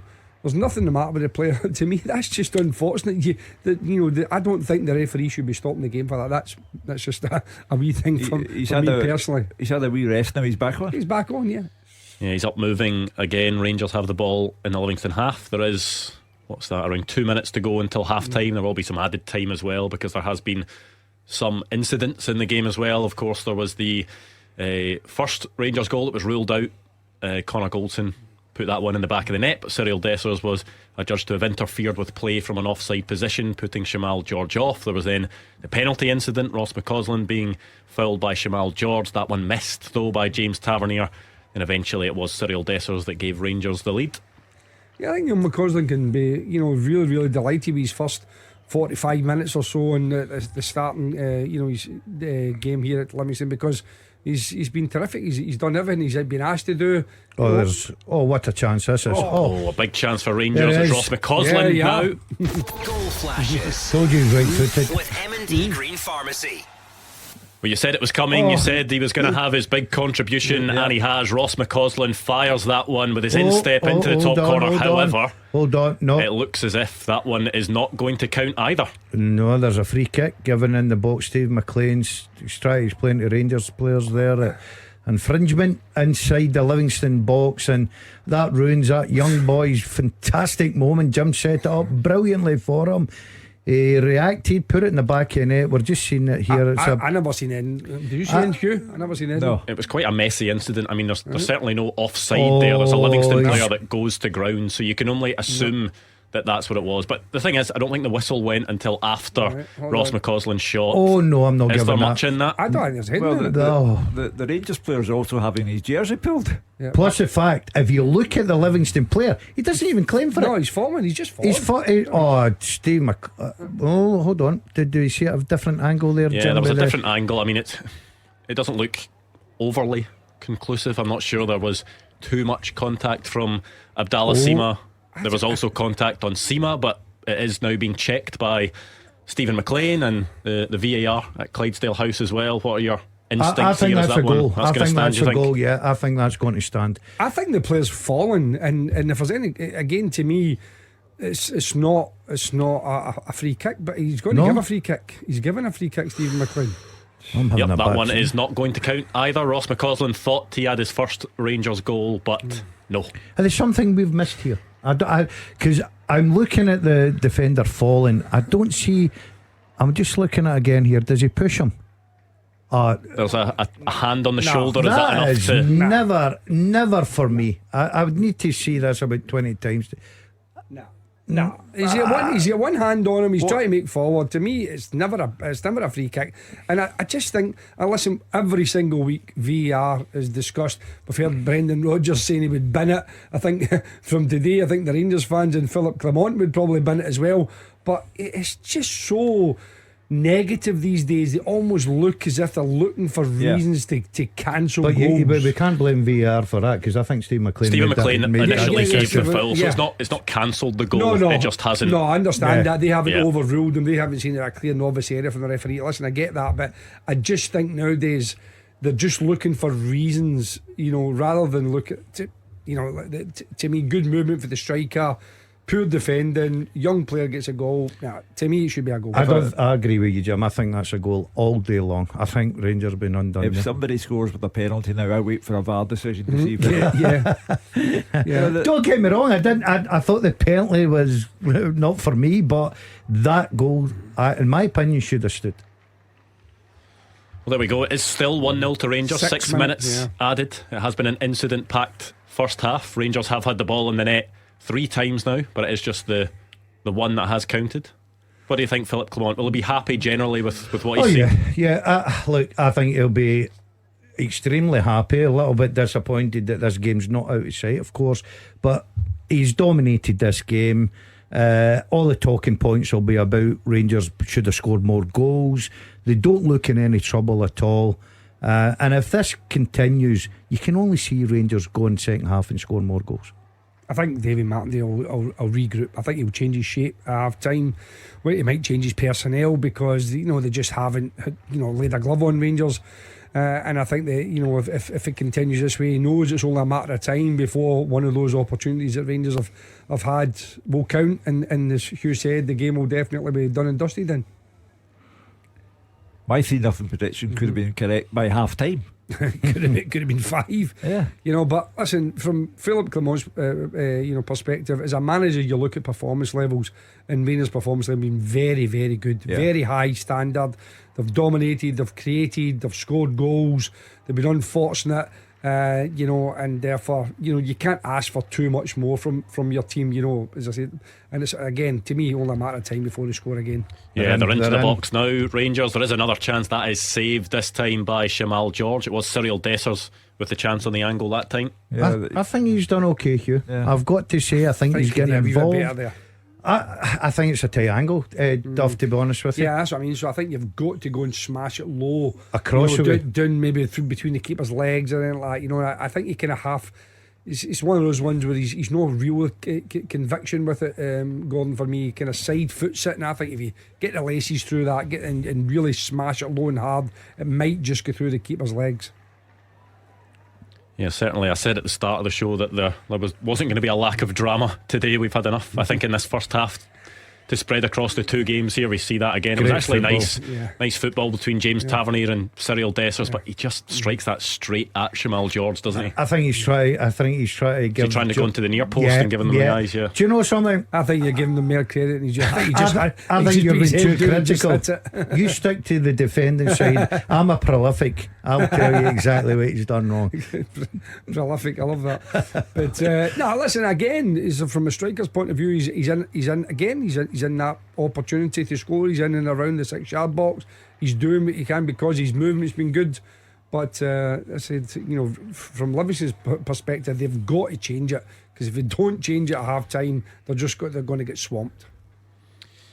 No foul in the centre circle there. Livingston maybe have one final chance to get forward. The long ball by DeLucas, but you ain't going to get anything doing that long ball stuff, especially when you've got Golson and Balogun decent in there, very good. You've got to try and play to your strengths. Long ball up to Anderson ain't going to get you anything. If they hit diagonal balls to Nubly, maybe, but not straight balls. You say Balogun and Golson, that's their absolute bread and butter. I think the flag's gone up for an offside there in the build-up, so that one is going to stop what was probably the final Rangers attack. We're off to a great start Sunday. I love it. Super Sunday, and also on top of that, this man's birthday as well. It's all happening today. It is indeed. It is the birthday of Hugh Keevins. That's it. 74 today, Hugh. Is that right? 74 today, yeah. I'm the only one that brought you a wee biscuit an in Empire biscuit. He knows how to treat the pensioners. So that Empire biscuit you bought was definitely for his birthday, and you didn't just happen to bring in Empire biscuits and then realise it was Hugh's birthday after you came in. I went hand in hand, let me tell you. It was going to be a date. It was a yellow sticker. I had a bit of a birthday celebration with Mrs. Keevins last night. Lovely bottle of red. I'm glad you made it in after that. What did she have? Tidied up the kitchen after dinner. Tidied up the kitchen, filled the dishwasher, and this morning I emptied the dishwasher, put them all away, and then I realised I'd forgotten to switch it on in the first place. Do you know what really gets me just quickly? I celebrated last night a bottle of red. There's a bottle of red every night. It's his birthday every night. Was it a special bottle of red? Or just given to me by my wife's niece. Thank you. Well, there we go. It is half time at the Tony Macaroni Arena. Let's get the story from Gabriel. Half time here, it's Livingston 0, Rangers 1. Cyril Dessers' goal was the difference after a first 45 minutes packed with talking points.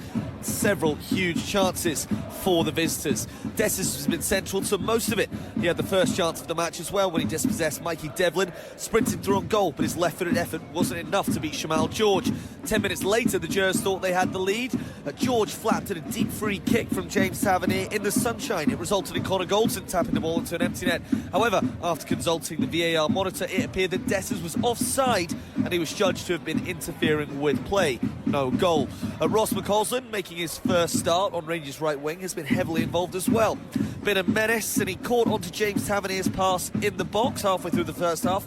He was then brought down by George, and Stephen Maclean pointed to the spot, but it was not the usual outcome. Tavernier curling the ball well past the right-hand post.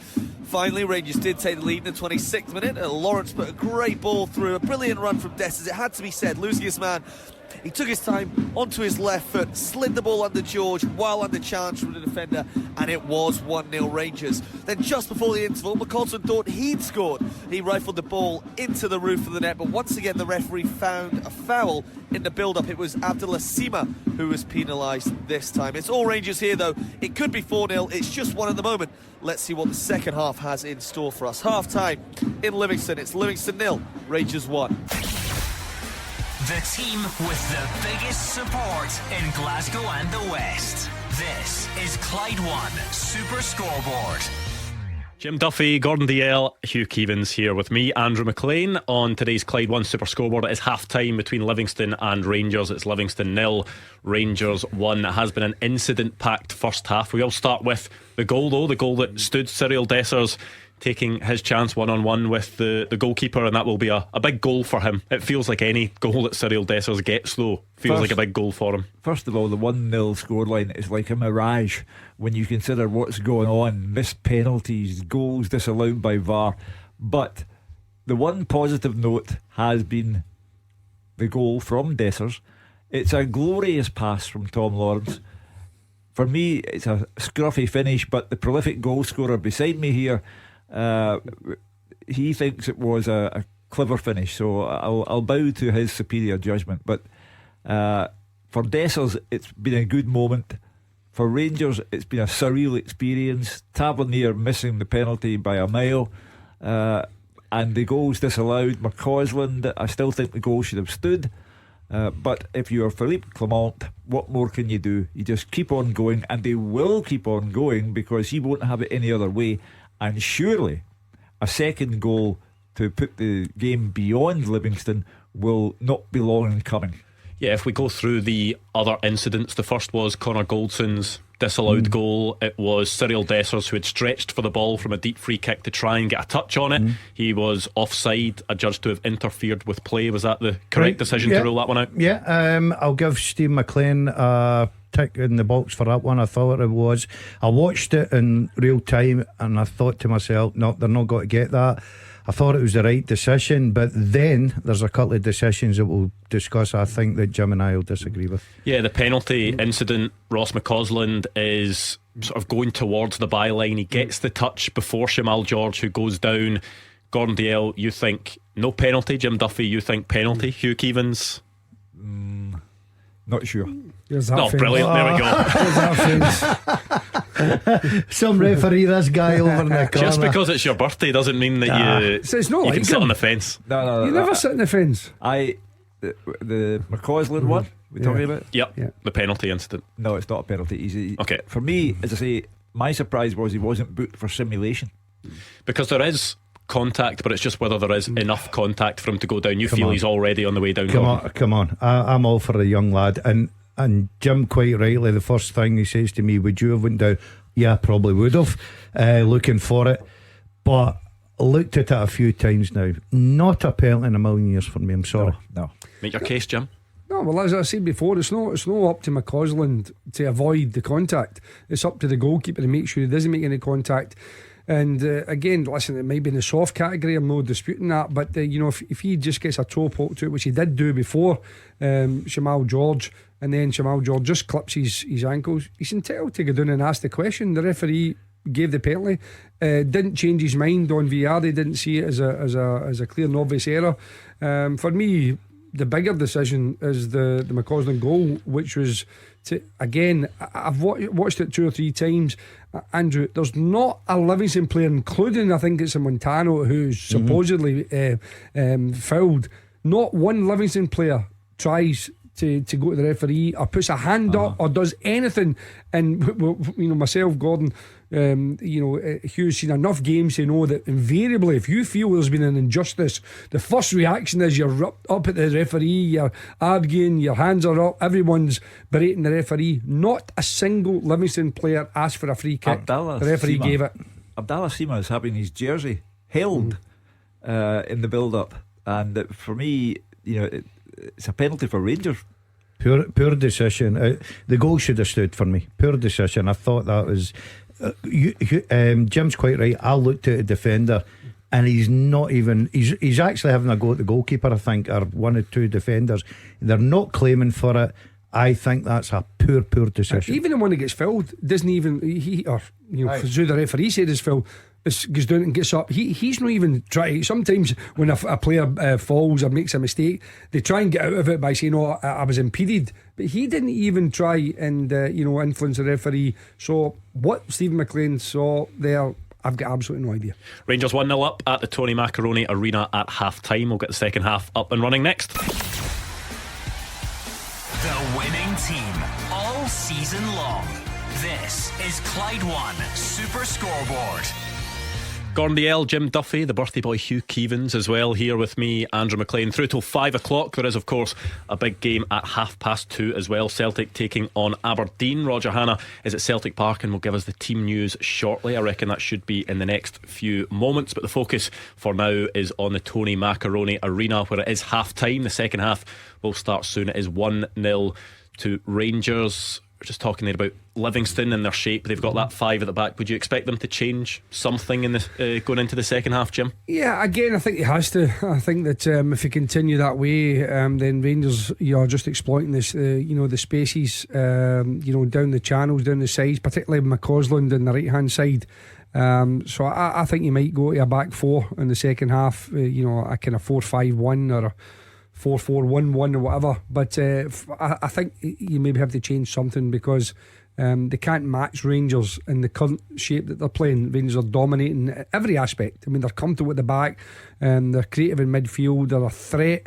It's only a bit of misfortune that they haven't been more goals in front, and that can only last for so long if you're Davy Martindale. But Davy, I actually think he'll be relatively pleased it's only 1-0. I think that's the one thing I will say. He'll be saying to his team, listen, we haven't performed and we're only 1-0 down. Rangers can't play that much better. And he'll be telling them, his players, that he'll be saying, listen, if we can upward game a bit and Rangers can just drop off a little bit, which might happen, then we could get back into this game. Yeah, the teams are out warming up, just waiting to see if there is going to be any changes for either side. I think Philip Clement will Jason just Holt be happy with. On. Yeah, Jason Holt will be the player to come on for Livingston. So it'll be interesting to see if it is for maybe one of those defensive options. No, it's for Mo Sangari. Well, he's hamstring, remember. Yeah. He did have a hamstring issue at the end of the first half. We'll see if that does just looking at lead to any change of shape, or whether it will be the same for Livingston. The McCausland penalty incident again. McCausland even falls in an unnatural way to prove that it wasn't the goalkeeper that brought him down. He falls in an unnatural way that he put himself down. I think when you're quick and you just toe poke it, you're looking to go in towards the goalkeeper. Listen, that's the way players do it nowadays, and there's many times where we don't think it's a penalty, and as I said, we've got a debate in here. But as I mentioned, the fact that the player's electric sharp, he gets to be in front of the goalkeeper. If you're a Livy manager, Jim, you're on this programme going off your head with that, let me tell you. Yeah, listen, as I said before, it depends on which side of the fence you're on, or if you're in Hugh, you're sitting on the fence. But no, I'm saying he fell in an unnatural way. For me, it's simulation, and he should have been booked. Well, before that, let's get the second half underway. Clyde One Super Scoreboard Goal Flashes with M&D Green Pharmacy. Get your prescription delivered straight to your door free of charge. Yes, we are underway for the second half. There is an early Livingston attack. The cross comes in as well, a dangerous looking cross from the left. Bruce Anderson just unable to get the touch with his head. So as a striker, I'm thinking you fancy that, because it's great pace in the ball. All you're having to do is just flick that towards goals, and I think you give the goalkeeper a bit of, something to think about. Positive start. I'm just trying to look here to see if they have changed the shape. I certainly agree with Jim. I'd be doing something different, because you keep doing the same things, Rangers will just pick you off. Certainly still looks as if it is a back 5 or a back 3, whatever you want to call it, for Livingston, with Louis De Lucas over on that right side. Well, I think that looks as if Newbley's going to play off Bruce Anderson, which maybe gives him a little bit more of a threat up front, because that first ball Newbley dropped off into like the kind of 10 position, and Penrith put a great cross in, and Anderson, as Gordon was saying there, just has to redirect it, because the pace is on the ball, but he doesn't quite get enough on it. And it's unlike Bruce Anderson, because he is a real decent threat in and around those areas. But better from Livingston. In the first minute they've done more in the first minute they did in the whole 51 minutes of the first half. Yeah, I mean, the pace was there on the cross from James Penrice. It's just a case of getting that slight touch, but Bruce Anderson just unable to sort of coordinate. As a striker, I'm loving that ball. I really am, because it takes the defender out of the equation. You're in front. You just need to get the right sort. You don't need anything on it. All the pace is on the ball. All you need is a little bit of a flick in direction, and I think that could go anywhere and cause the goalkeeper problems. But he didn't get the right connection on it. But Jim's right, positive. The contributed nothing to the first half, Livingston. So at least there's a bit of positivity from them.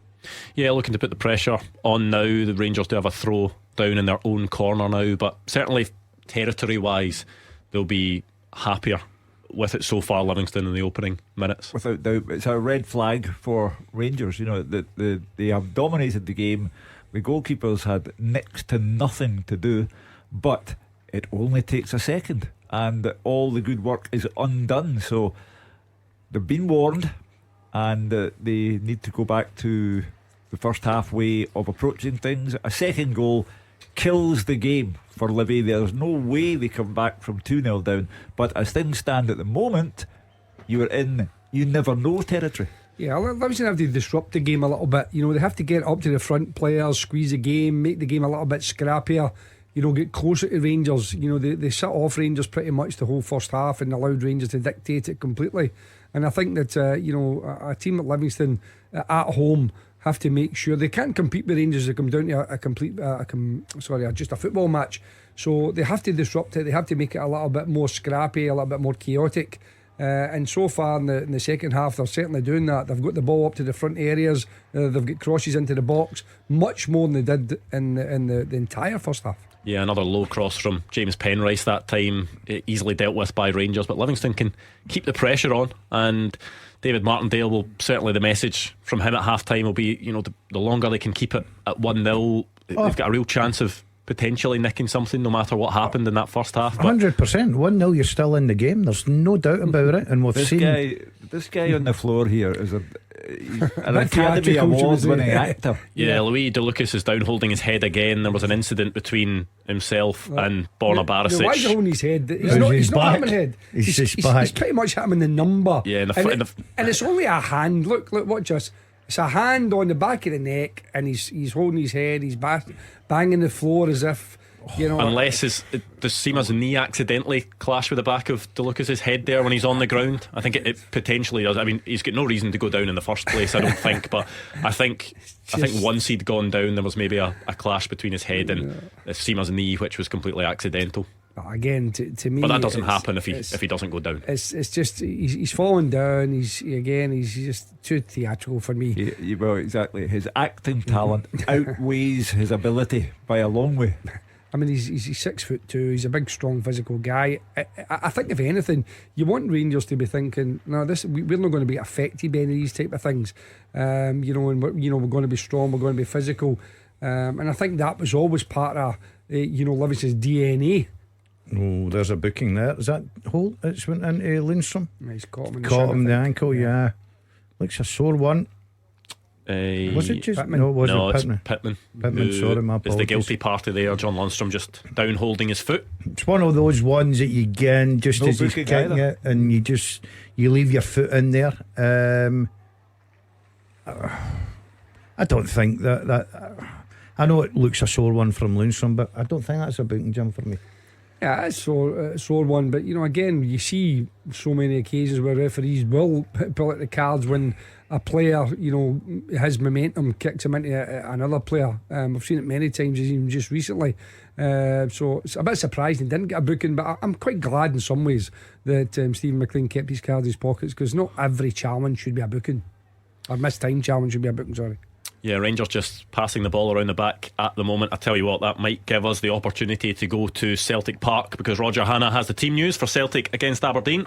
Yeah, we do. Celtic, of course, starting the day here, Andrew, 8 points clear at the top of the Premiership table. Strangely, though, for Brendan Rodgers' side, they've won just 2 of their last 5 games in all competitions. They're still reeling from that 6-0 midweek defeat at Atletico Madrid in the Champions League, and it's come at a lasting cost too, with Tyson Maeda out for 6 weeks with a knee injury, joining Rio Hatate and Lila Bada on the sidelines. And that means a little shake-up from Brendan Rodgers today. The outstanding piece of team news is a rare start. Odin Thiago home. The Norwegian midfielder is preferred to the likes of David Turnbull or Tomoki Iwata or Paulo Bernardo in the middle of the park for Celtic this afternoon. They go with Joe Hart in goal. It's what's become the usual back four: Arthur Johnson, Cameron Carter, Vickers Liam Scales, who was on loan of course at Aberdeen last season, and Greg Taylor across the back four. In the midfield, Matt O'Reilly, captain Callum McGregor and Odin Thiago Holm, and up front Yang Hyung Jun will go alongside Kyogo Furuhashi and Lewis Palmer. On the bench for Celtic, it is Bain, Phillips and Turnbull, Iwata and Bernabe, Paulo Bernardo, Forrest and Ralston. As for Aberdeen, well, they're back from a creditable 2-2 draw away with PAOK Salonika and Greece on Thursday evening. Not enough to keep them in the Conference League, but a decent display on the road again for the Dons this season. Remember, they've already won at Ibrox and they ran Eintracht close in Frankfurt. These seems to be the venues that they do best at. Barry Robson returning to Celtic Park. He won't be overawed simply because of the performances the Dons have put in on the road this season, but they do start the day in 8th place in the Premiership, and they're just 2 points off the bottom in a congested bottom 6 after St Johnstone's victory yesterday. Have just been handed the Aberdeen team. They will go with Keller in goal. Across the back, Nicky Devlin and Jack McKenzie will be in the wide positions. Richard Jensen, Slobodan Rubezic, I should say, and Stefan Gartenman are the 3 centre backs. In the middle of the park, Leighton Clarkson, the skipper, Graham Shinnie, Dante Polvara and Johnny Hayes back at Celtic Park, and Bojan Miovski is fit to lead the line after being a substitute in Greece at the midweek. And the bench, Doohan, Barron and Duke, Guy, Sockler and Beshajan, Duncan, McDonald and Milne. The referee is Willie Collum, and the VAR this afternoon at Celtic Park, Andrew, is John Beaton. Yeah, a couple of big calls that Brendan Rodgers had to make there. One of them, he's still really looking for that Real Hatate replacement, isn't he, in midfield? Yeah. Paulo Bernardo has been given opportunities, but it is Odin Thiago Holm that gets the shout this time. And then in the front 3, no Dyson Maeda, and it is Yang and Palmer that will play in the wide areas. I thought Paulo Bernardo was anonymous against Atletico. Not that anyone covered themselves in glory against Atletico. It's a tough one to judge players on, isn't it? Down to 10 men against a team of that quality. Yeah, but he was anonymous, and therefore Holm gets his chance. The problem for me with Celtic, all of the summer signings, all of the development players, the projects, call it what you will, only Lewis Palmer has come to the forefront. And you know he'll be a threat to Aberdeen today. But for Holm, it's a big chance. These guys have got to start helping Brendan Rodgers out, because the strength and depth is not there for me. They've made 10 signings, loan players or permanent deals, and they have not provided strength and depth. I'm a wee bit surprised. I'm not a Turnbull fan club by any matter of means, but I think he's a decent player, David Turnbull. Going in form, St Mirren midweek gets that goal, misses a penalty, goes to Ross County, gets the opening goal, man of the match. Yeah, I can see all the reasons why he was left out in Madrid, but to come back into a home game, an important home game, and then being left out again, I'd be a bit disappointed if I was David Turnbull just now. Because when he plays, he tends to score, David Turnbull, certainly of late recently. So is it then other areas of his game that Brendan Rodgers is looking at and thinking he maybe wants to test other players out in that area? Yeah, I mean, listen, sometimes you get managers, we've seen it many times, that come into a club and some players get a lift from it, other managers it doesn't quite fit for the way you want to play. And I think David Turnbull's in that kind of position just now with Brendan Rodgers. He, for whatever reason, he doesn't quite seem to fit into the way he plays. But Gordon's right. I mean, he's scoring goals. He is a threat from midfield. He's always done that. I mean, it's not so as if this is something that he's just brought to his game. He's always been a goal threat. He's a creative player. He's always in the forward thinking. If he gets on the half turn, he's always looking to play it positively. So I'm surprised that he's not more of a regular, particularly since Hatate's been injured. But listen, it's Brendan Rodgers calling. Holm is a good player, he's a good footballer, and maybe just in terms of keeping the ball and moving the ball around, that might suit the style of Brendan Rodgers a little bit better. So listen, again, Celtic at home against Aberdeen today, even with the players missing, should have more than enough to win the game and win the game comprehensively. Well, as Roger pointed out, they're not that far off the bottom of the table, Aberdeen, and they have had 2 days less recovery time in Celtic. Celtic played Tuesday night, Aberdeen played Thursday night. On that basis alone, you would have to think that Celtic have an advantage. Well, Celtic did play with 10 men for quite a considerable point. So they did a bit of shift in, Hugh. But I agree with you in terms of the travel and the effort they had to put in, and Celtic being at home as well. Again, I think that Brendan Rodgers has said a similar thing in one or two press conferences after games where they haven't started with the same intensity that you would normally attribute a Celtic team to be. And I think that's really important today, that they really start on the front foot and try and put Aberdeen under pressure straight away. It's a good opportunity for Yang as well. He's been in and out. Sometimes you look at him and think, yeah, he's got a lot to offer, and then other times you're thinking, oh, he's still a bit to do. That's a good afternoon for him. Gives him, an opportunity to go and show the Celtic fans, especially at home, especially after a disappointing result in midweek. So Yang and Palma in the wings, given that bit of pace Kyogo up front, still looks a very strong Celtic team. And I agree with the lads, I would fancy Celtic to win that today. Yeah, plenty more build up to come for that game at 2:30 between Celtic and Aberdeen. In the early kick-off, it is Livingston 0, Rangers 1. Livingston did start the second half pretty well. Rangers have come a lot more into it in the last few moments, but there is a stoppage in play, a clash of heads there between Connor Goldson and I think it was Christian Montano was in there as well. Connor Goldson maybe coming off worse than the two. It was given as a free kick to Rangers, but of course the right precautions need to be taken with both players after a head knock like that. Well, Golson's going back to it. Montano's coming in towards it and he heads him in the back of the head, and it's a sore one that, and Connor Goldson will definitely be feeling that. But you're right, they've got to be, take every precaution now with head knocks and head injuries. So the physios and the doctors will be assessing Connor Goldson just to make sure that there's no lasting impact there, and quite rightfully so.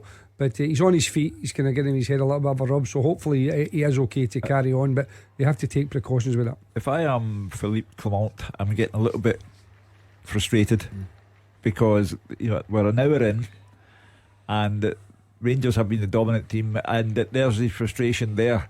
Danilo is going to come on, and obviously Dessers will come off. I just think that for all the pressure that they've exerted, and never mind the goals that have been disallowed by VAR and missed penalties, they're in the past, there's nothing you can do about that. The score is 1-0. Would they keep Dessers on go to? Would they? Well, he could, but again, shape wise, I say Seema's not really. I know you're talking about shape wise, I'm talking personnel. He could maybe change one or two things about, because I think 59 minutes on the clock, I think Dessers scores his goals, he's been involved. It'll be interesting.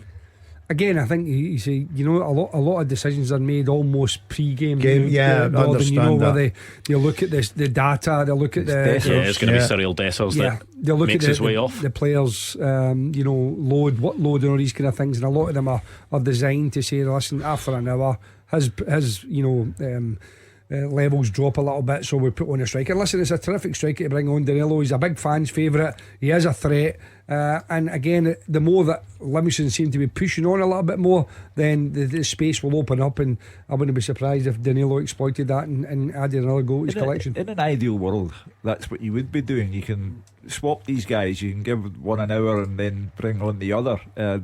It's a good position to be in if you're Philippe Clement, but I really do think that Danilo poses a bigger threat than Dessers. I think just now, I think he's the number one striker. I'm not arguing, but I think we can.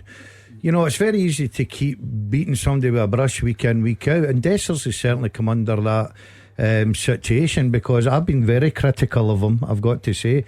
But today, he gets his goal. I think he's worked his shift. I thought he's done very. I think he can be pleased with his hours work. I think Montano's going to have to come off. I think that clash of heads with Connor Goldson, obviously, I think that the doctors have made a decision, and quite rightfully so. You can see the player shaking his head saying, I'm okay, but I think the doctors and the physio saying no. That's the thing, that the player's opinion should not come into it whatsoever.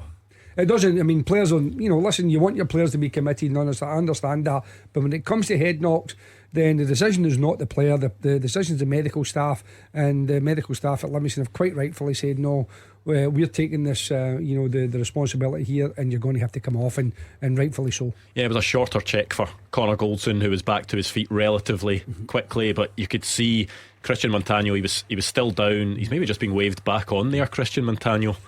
actually. He No, is no. coming back on. Oh, is he Yeah. coming back Yes. on? Well, to me that is a surprise, because it looked to me as if the medical staff had made the call that it was going to get changed, but maybe they're going to give him a minute or so to see how he feels. But personally speaking, I think when you're down that long, and if you've sat down again after a head clash, then I don't think that we should be taking the risk. I think You could see the Livingston staff were doing the relevant checks. You see the one where they sort of hold the finger up and get the eyes to follow the finger. So they must feel as if they have done the correct checks, and he is okay to continue. And hopefully he is. But I think football in general pays lip service to the idea of head knocks and how they should be treated. I watched Harry Maguire in a recent Manchester United game, who was clearly suffering from the effects of a head knock. Well, there was the Alistair Johnson one a few weeks ago, wasn't it? Where against Hibs, wasn't it? And he'd had the ball blasted into his face from point blank range. It was quite a lengthy check. He came back on, and within seconds he had to sit down again and was off. So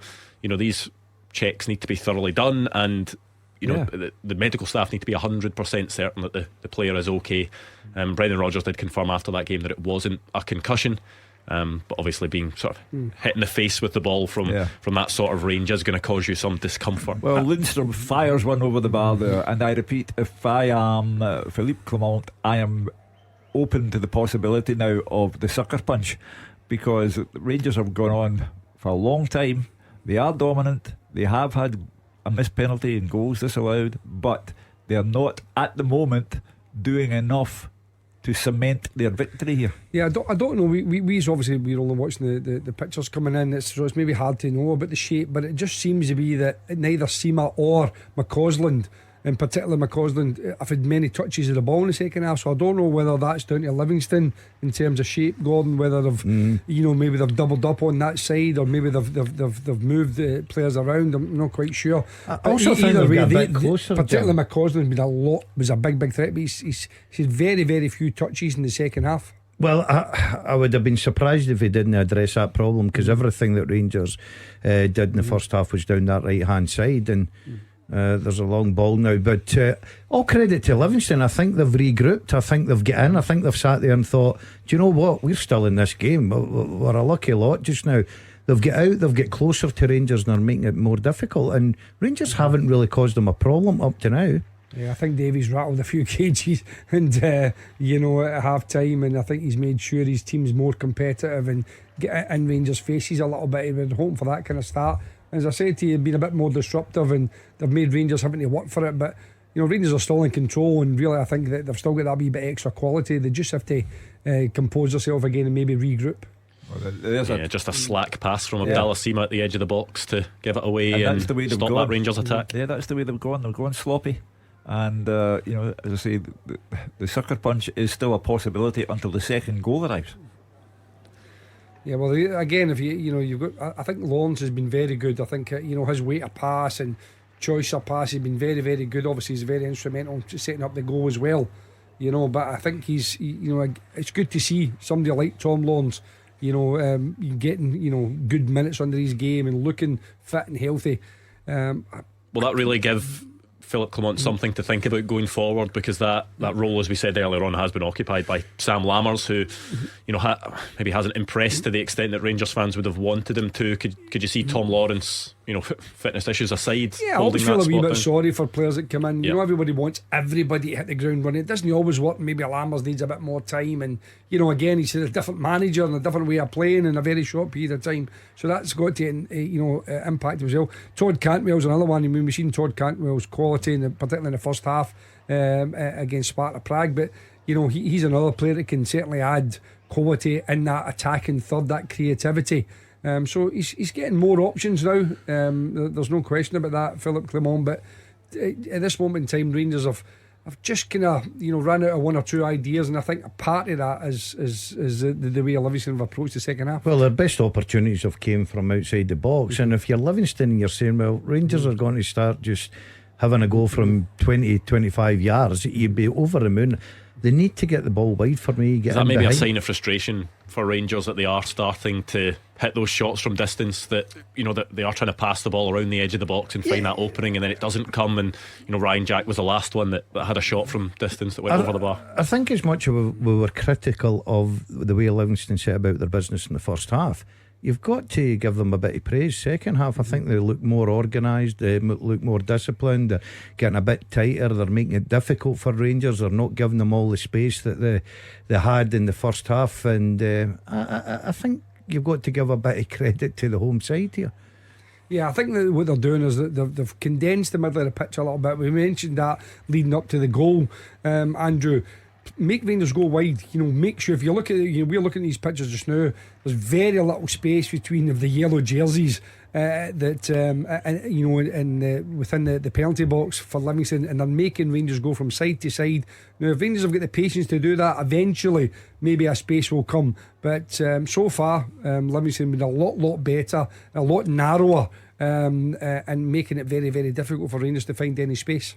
It's not up to Livingston to provide entertainment. They're looking for a point if they can get one, but the game has now entered its dullest phase since it kicked off, and Rangers, you would have to say, are not showing enough guile to get around their problems. The only thing I'd say, Hugh, I'm looking at Livingston, and it's not like Jack Butland's having to make save after. No. They've not really offered anything. What they've done is probably limited Rangers to the possession, the chances, so you can give them credit for that. But in the final third, they've not really looked a danger.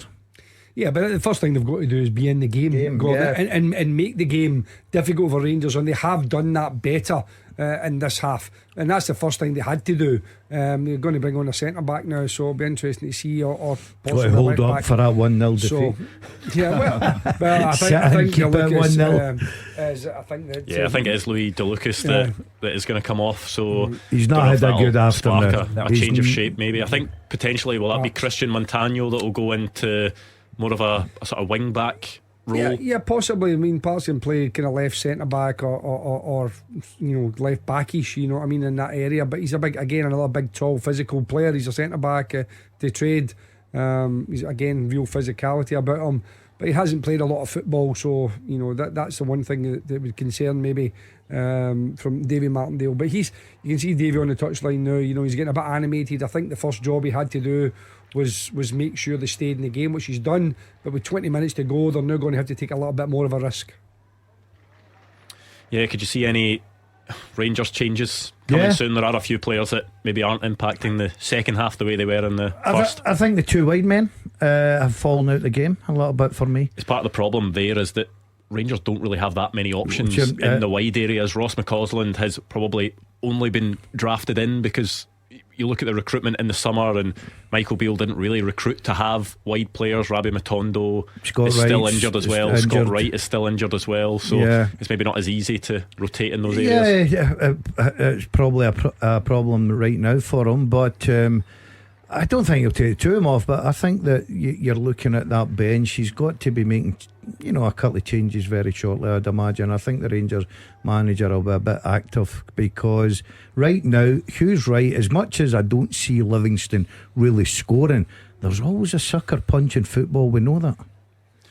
Yeah, I think there's some treatment now for James Penrice. Maybe caught one in the back of the head from Ross McCausland, a bit of a flailing arm, but yeah, flailing arm. Listen, he's turned, like all players do, they just try to hold players off, and just unfortunate caught him around the back of the neck. I don't think there's too much damage done to Penrice. I think it'll be fine. Borna Barisic just he's looking uncomfortable, Jim. Yeah, but again, as I said, it's one of those situations where he maybe get a little bit of a knock, but he's suppling a wee bit. So one thing I would say about Borna Barisic is that in his time in Scotland, I don't think he's ever shown that he's got the highest pain threshold. He loves a limp, doesn't he? He loves a limp. He limps out the warm up. He's been very consistent for Rangers, and again he turns up for the games. There's no doubt about that. But I think that if he gets a little bang, he'll limp for a couple of minutes. But I think once the ball comes to him, you'll see him sprinting. Yeah, there is Ridvan Yilmaz, of course, that's on the bench. He's not in the European squad, so he's not had those opportunities in Europe, but certainly that is something that Rangers will be able to change if they feel like they want to, and just a slack pass from Livingston there, Bruce Anderson, in the build up as they tried to head forward. Back to Yilmaz, I watched him. Was it up at Dundee? I thought he played very well. He's a good. I think Barisic is the number one left back for me. I know there's a lot of people argue against that. Does today maybe not prove that, because both players are fit, both players are in the squad and available, and it's Borna Barisic that's the one that's got the nod? Yeah, it's only an opinion, and obviously the Rangers manager shares my opinion. It's a good cross from Barisic, but it's headed away, well, not too far away. Ross McCausland now has a chance to cross, and Rangers win a corner. Yeah, I mean, again, we're talking about Barisic there. He gets the ball, gets out his feet, whips, and he's a terrific delivery. His delivery is brilliant. And again, you can see he's fine. His leg's fine. He gets a little knock, and he wants a wee cuddle for a couple of minutes, and then he's fine. And then the ball goes all the way out to McCausland, and Penrith does well, gets across, closes it down, and McCausland gets another corner for Rangers. And I don't know whether there's a check VAR for something. Yeah, there are Rangers players asking for something, potentially a handball. Is it in there? There is a hand that is up above the head. That looks like a penalty. That looks a penalty kick to we'll me. Need to see from this other angle. What is he doing? The ball definitely looks as if it comes off the hand. Parks? There, does it? Boy, Yep. just come on. And it looks as if it does touch maybe the wrist, but it's one of those situations. Why is the defender putting himself in that position? Because his hand is quite clearly high above his head. Looks as if it comes off. And Tavernier, I'm presuming, is going to take it. Yeah. Was it Mikey Devlin? It's a penalty kick. Potentially. Yeah. Yeah, I think it is Mikey Devlin, and Stephen Maclean is going to go to the screen again, and you'd expect that this one looks pretty straightforward. Well, talk about arms in unnatural positions. Conor Golson is pointing out to the Livy players exactly why it's a penalty. Stephen Maclean's had an eventful afternoon, but normally when they go to the monitor, and you get a look, it's a penalty kick all day long. Yeah, we can't argue the fact that it's a penalty kick. Mikey Devlin was trying to defend that one, but it's pretty hard to defend when your arm is high above your head. Listen, like that. I kind of get How could that you a little jump bit. like that? No, I do get it a little bit, yeah, because as you're trying to get above, well, there is penalty given by Stephen Maclean, and because his timing's out, his hands up. But see if he gets above the player, his hand's actually on the player's shoulder, if you know what I mean, Gordon. But because his timing's all over the place, his hands ends above the player's head. I mean, Mikey Devlin cannot believe it. He's looking at Stephen Maclean as if he's baffled as to what the penalty could possibly be given for, but his hand is quite high above his head, and the ball quite clearly hits his wrist. So it's a penalty kick. We all said it. Listen, I'd be amazed if Tavernier doesn't get down the middle here. Yeah, I mean, we saw a couple of weeks ago where he missed against Hearts. He stepped up and took a second penalty in that game and scored. He actually said after that game that for some reason he felt more composed for the second than he did for the first, despite the pressure that would have been on at that late stage. There you go, same way. Oh, well, okay. Well, he is lining it up, James Tavernier. It's sort of a game of chess at this point between the player and the goalkeeper after a first one's taken. He steps up. Goal flashes with M&D Green Pharmacy.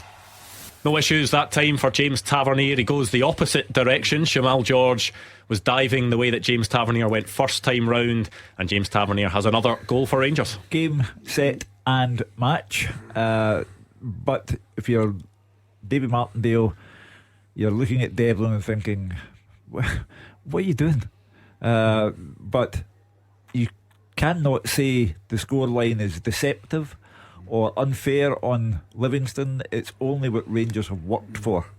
Good penalty kick, composed. I've been in that situation where you're under a little bit of pressure. You're now trying to figure out, does the goalkeeper read me? Does he go the same way? I've got to say, good penalty kick. The goalkeeper's never anywhere near that. Probably game, set and match now, you'd say. But you're right, what the defender's doing there, I know Jim's trying to make a case for it. Totally understand that, but you've got to be disappointed with Well, the reason I'm trying to make a case for him is because I understand what he's trying to do, but his timing's all that, and that's the reason why he gives away the penalty. As the ball comes up, he's trying to jump and get above the player, so his forearm is literally on the player's shoulder, so as he can head it. But because his timing's away, his hand's above the player, in which case it's a Stonewall penalty. There's no doubt about it. But Livingston straight on and get a corner. So if they can get something back quickly, then it might be game on. But at this moment in time, if Rangers can see this out, then they should be comfortable. Yeah, well, Rangers initially deal with it, and then the Good shot play with actually Livingston, goes good ball. Offside, yeah. Yeah, that is offside, and it will be a free kick to Rangers. What was that?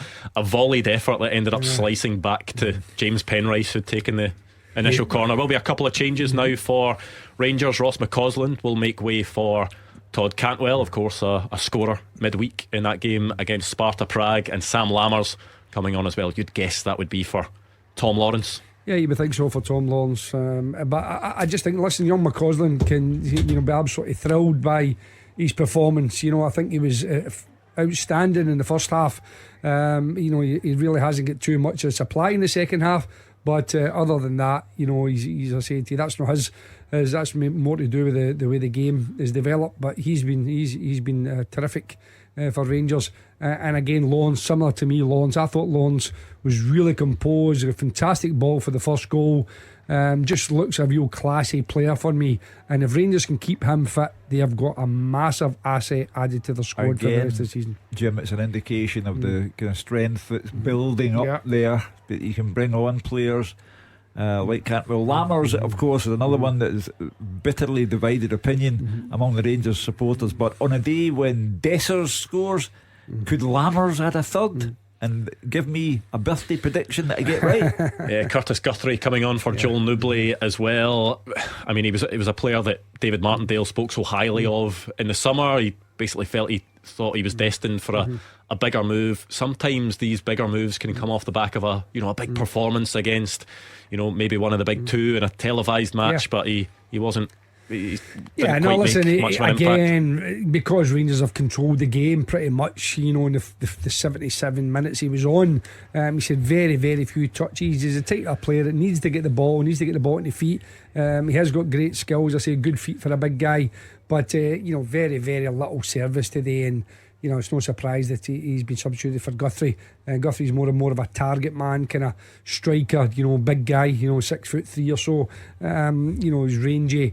A different proposition. Looks to maybe getting behind at times and feed on knockdowns, whereas nobody likes to bring it in and bring players in. But you're right, Andrew. Pretty ineffective today. I don't really think there's too many Livingston players. When you come up against a team like Rangers, you need everybody to beat the maximum, and I think there's really very few who I think today the Livingston players that could really say they were any about the races, were they? I mean, they're bottom of the table for a reason, and this is 5 defeats in a row now. There was always going to come that season when David Martindale didn't pull off the great escape. The eternal survivor, the man who works miracles for that club. There is at least a possibility that this season might be the season when he can't be the eternal survivor. They are in a bit of bother now. 5 defeats in a row, not good. Yeah, I think particularly St Johnstone having a wee pick up, and again that's definitely going to impact him as well. Puts just that bit more pressure on him, and I think listen, it's very tight. There's about 4 or 5 teams down there, only separated by a couple of points, but Livingston have to regroup and try and find their feet again. You can see the defensive frailty. I don't think the goalkeeper's the most stable. You're a big, impressive looking goalkeeper, but he's not the most stable. And they clearly, from set pieces, are a bit of a nightmare. They've lost a wee bit for me. They've lost. I don't know what it is. You used to think, they're very hard working, well organised. I'm a bit disappointed in Livingston now, but I wouldn't write them off. Because I look at this league, it's the funniest league in the world. You look at Motherwell, 2 points out of 27, and we're not even talking about them. You're talking about Ross County down in 10. St Johnstone have got a wee lift, new manager coming in. They could go again. You can't write anybody off. Yeah, well, James Tavernier down with a head knock. I don't think I've seen a game with so many head knocks and players going down. James Tavernier is up and okay. Christian Montano, was he signalling there that he maybe couldn't continue with a hamstring issue? So his race is run. He's coming off. Yeah, I think there's going to be some more substitutions being made now. I thought we were actually going to have a substitution of our own there a few minutes ago because Gordon Dalziel disappeared off, and I thought someone else. I thought maybe Look, Mark Wilson was going to come on for you. I've got a great saying in life: you can't hold what's not in your hand. I had to go and put. Glad it wasn't. I had to put. You've also prefaced that by saying I've got a great saying in life, followed by a terrible saying. I had to go and put the kettle on for a Celtic game. It wasn't quite William Shakespeare. No. On we go. No, I'm not sure anyone will be using that in a sort of motivational book of. William McGonagall.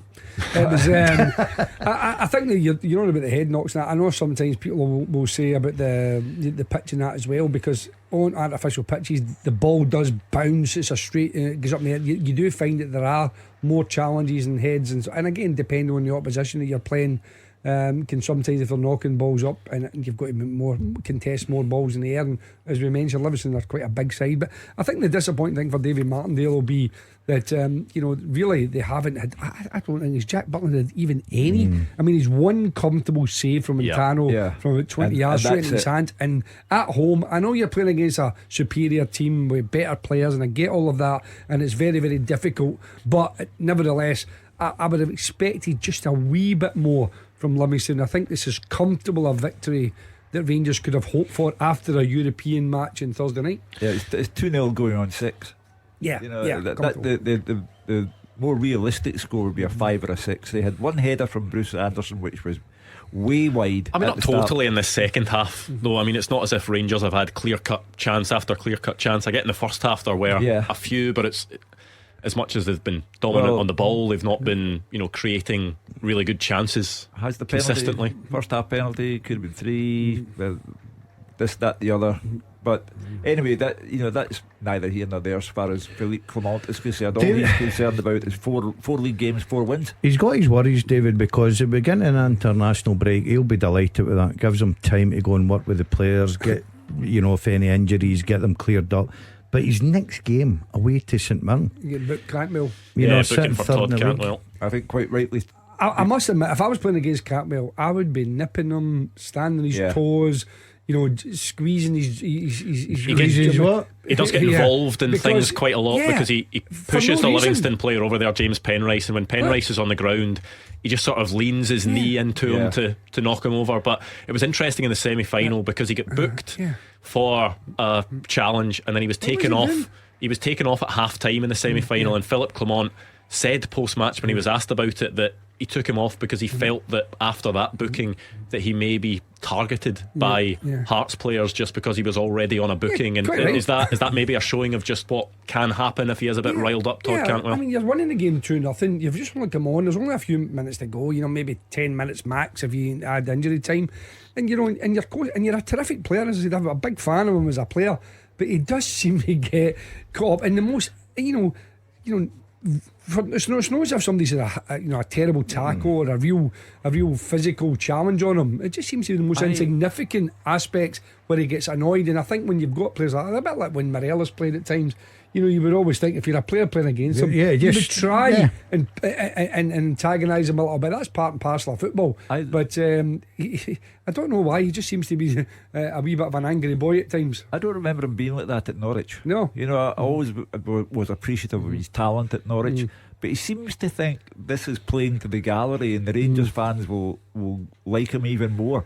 And it's he shoves the opponent to the ground, and then a more excitable referee might have been thinking about a red. Yeah, but you're wondering what was the cause of it. It's not as if Penrith has smashed into him. It was a red card. No, we're not saying about a red card. Was it? Players lying on the ground, he's digging his knee in. He shouldn't be getting involved in the first place. He's got a little bit about himself at times. He just gets carried away.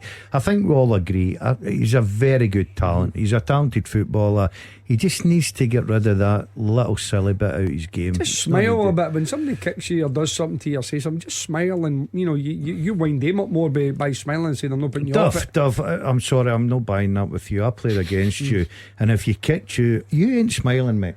No, that's the one thing about you. You weren't smiling. I'm not a talented footballer like I wasn't a talented like Cantwell. I'm saying if you're a player that's aggressive and by nature then fine. But he's a footballer. He's a creative footballer. But he seems to want to get involved. As you said, maybe he's playing terrified, thinking, "Wow, fans will want to show me." being a bit more aggressive and committed and that. But he doesn't need to. What he does is do his stuff with the ball, because he's a talent. He's playing to the gallery, and he should start playing for the manager, because the manager will see right through him.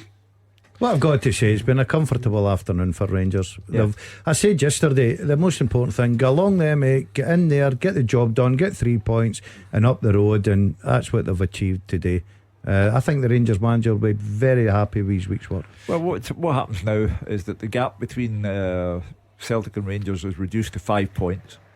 Rangers have a game in hand, so Celtic now have to start being very, very careful wherever they are playing. And today they're at home, and Aberdeen with Miovski, they're not to be dismissed ahead of the kick-off. So the ball's in Celtic's court now. Yeah, I mean, listen, Celtic always know. I think we know these things when games are played earlier. You've got to try as much as you can to put a little bit of pressure on, whether the teams are used to it or not is immaterial. You can only do your job. And Rangers, so far, with a few minutes to go, have certainly done their job today. They've been really solid defensively, and they've created a number of chances. Not so much in the second half, you're right, Andrew. I think part of that is down to Livingston's approach, and Rangers have maybe just come off the pace a little bit. But overall, you go to Livingston, you won 2-0. You could have won 4 or 5 if decisions are went. You missed a penalty, and I think Philip Clement will be absolutely thrilled, and it gives him a little bit of a breather going into the international break as well. Yeah, barring anything crazy, it will be 3 points to Rangers. Philip Clement did say during the week that the first half against Sparta Prague really sort of set the standard of what he wants to see going forward. It maybe hasn't been that type of performance, but obviously it's very different circumstances away to Livingston. They've been grown into the way the manager wants them to play. I thought the substitution at Hampden second half with Scott Wright coming on, I thought they played very well, great energy about it. That went into Thursday night. I thought Rangers in times were brilliant, I've got to say, deserved their win. And today they've done a real professional job for me. They've never looked in trouble at all. They've commanded the game. Yeah, they fell out the game the second half a little bit. You get that, but you've got to be pleased with your week's work. There's no doubt in that. 2 changes for Rangers here. Ridvan Yilmaz and Jose Cifuentes coming on for Abdallah Sima and Ryan Jack. Interested to see which one of these 2 options it is. Are Rangers going to a back 5, or is this just the evidence of the lack of wingers Rangers have available, that Ridvan Yilmaz is just being put on in a straight swap for Abdallah Sima and is playing in the wing? Yeah, I think it's just a straight swap. I think he'll just go ahead of Barisic on the left hand side. Cifuentes will just come in and play where Ryan Jack played. So I think that's fair enough. You're 1-2-0. You don't need to change in too dramatic. And Yilmaz is good going forward. Obviously, he's like most fullbacks these days, better on the attacking side than he is defensively. So he's got an opportunity to get at Livingston and make a minor contribution with only a few minutes to go. We'll see with the referee. There hasn't been too many stoppages in the second half. There's the one with the clash of heads to Golson and Montana, but other than that, I think the VAR check for the penalty took up a wee bit of time as well. Yeah, they're probably. I mean, there's rarely now there's less than 4 minutes, so I would think there's probably going to be about 5 minutes. But again, that's Yilmaz just on there and just a wee bit casual and not up to the speed of the game, thinking, okay, I'll just take my time, get the ball, and Livingston have absolutely clattered into him. Depends if Steve McLean wants up the road to see the Chelsea Man City game. How quickly he needs to get up the road. I've got to say, 9 minutes added. 9. I suppose there's been head knocks, hasn't there? There's been a VAR check. I'd be amazed. I mean, listen, I know we sometimes go on and we think, yeah, okay, fair enough, but 9 minutes, I think it's far too much. I mean, it's one of those situations. Yeah, you've had a couple of head knocks and stuff like that, but I think the referees, and a few subs, but not 9 minutes. Maybe he doesn't fancy the Chelsea game, Hugh. Nah, I think it's more he said to himself, the old fella on his birthday tipped 3-0. I'll give him every opportunity. I'll give Rangers another 9 minutes. Shuggy time. A third goal, yeah. Yeah, this is the incident with I said before, look, there's nothing happened here. It's not even him that does it. And then he's just winding players up. I think a little bit, and that's what I'm talking about earlier on. That somebody's come into Todd Cantwell winning the ball but leaving a little bit as well, as if to say, right, will he react? Thankfully he didn't react, and there's no need to react. But Rangers should see this game out comfortably. I mean, Livingston aren't even pressing the ball, so if you're going to take a chance, you're going to have to press it and try and win the ball back. Get yourself up the park, yeah. And, I think they've take a settled. risk of that 3-0, you know. But they haven't even pressed the game at all. I think they've just settled for a 2-0. Yeah. Yeah, we'll go down as another Rangers victory under Philip Clement. It will go down as another Rangers clean sheet under Philip Clement as well, which he'll be delighted with, because their defensive record since he came in has been very good. Yeah, I mean, Jim made the point earlier on, we're going to the international break. You have to live with whatever you've done on the final game before the break begins. And Rangers have done their job.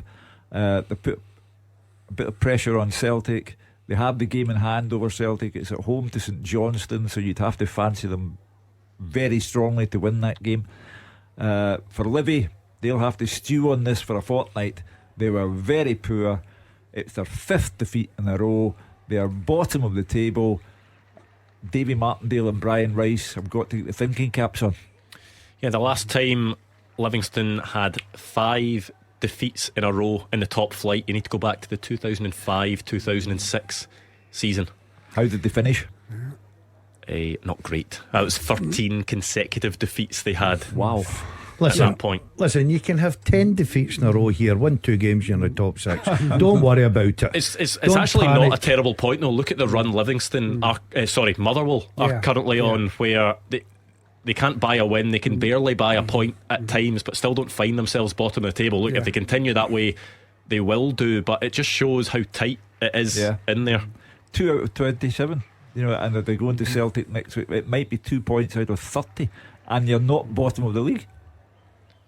Yeah, was that Bruce Anderson maybe just clipping the heels of Todd Cantwell? But he knows it. Listen, he knows he can't react to it. That's good. Should probably just calm down now. But the fact is that Rangers, very, very good first half, excellent the first half, and professional second half. I think that's the best way to describe the second half. Very professional.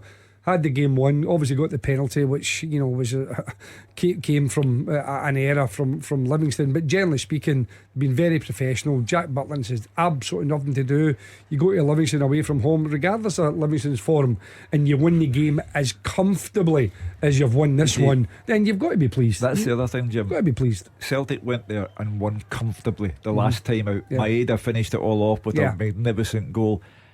They're not posing the threat that they used to against the Celtics and Rangers of this world. Celtic beat them with 10 men. 10 men, They're not posing the threat against anyone. Really, at the moment, that is part of the problem. And you wonder, Brian Rice has obviously come in. I know Christophe Berra had left his role at the club that needed filled, but is that a move from David Martindale, trying to get someone with an experienced head in there to help things when they're going through a tough period? Sometimes you just get somebody with a new set of eyes, just to look at and maybe look at the situation, maybe tweak it a wee bit. Maybe again, somebody like Brian is going to give his opinion. He's used to being a manager, he's used to being a coach, so he's not going to just say what he thinks a manager wants to hear.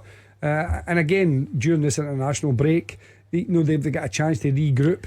But I don't think it'll overly phase Livingston, because maybe the expectations for them are a wee bit less than some of the other clubs, so they'll be used to, they'll be almost expecting a dogfight. And if anything, like anybody knows Davy Martindale, that's certainly not something's going to phase Davy. He's going to rise to that challenge, he's going to roll his sleeves up, and he'll expect his players to do the same. But they will have to show a lot more than they've done today, taking away the fact that they're playing a far superior team.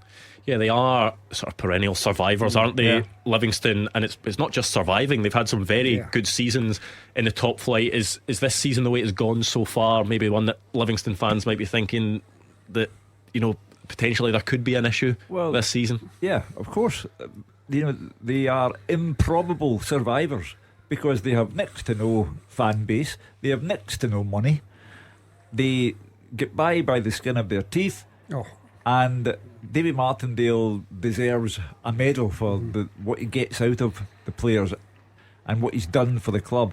But inevitably there has to come that time when you run out of ideas. Your players, you can have Brian Rice there in the background and helping you out, but if the players on the park aren't up to it, then fresh pair of eyes or not, you can't get something out of players if they are not capable of delivering it. Yeah, Rangers still pushing for that third goal. The cross from Ridvan Yilmaz looked as if it was maybe dropping to the feet of Danilo, but it was headed away for a Rangers corner. So James Tavernier to take this one. Still 3 minutes left of that minimum of 9 additional minutes, so still quite a while to go in this game.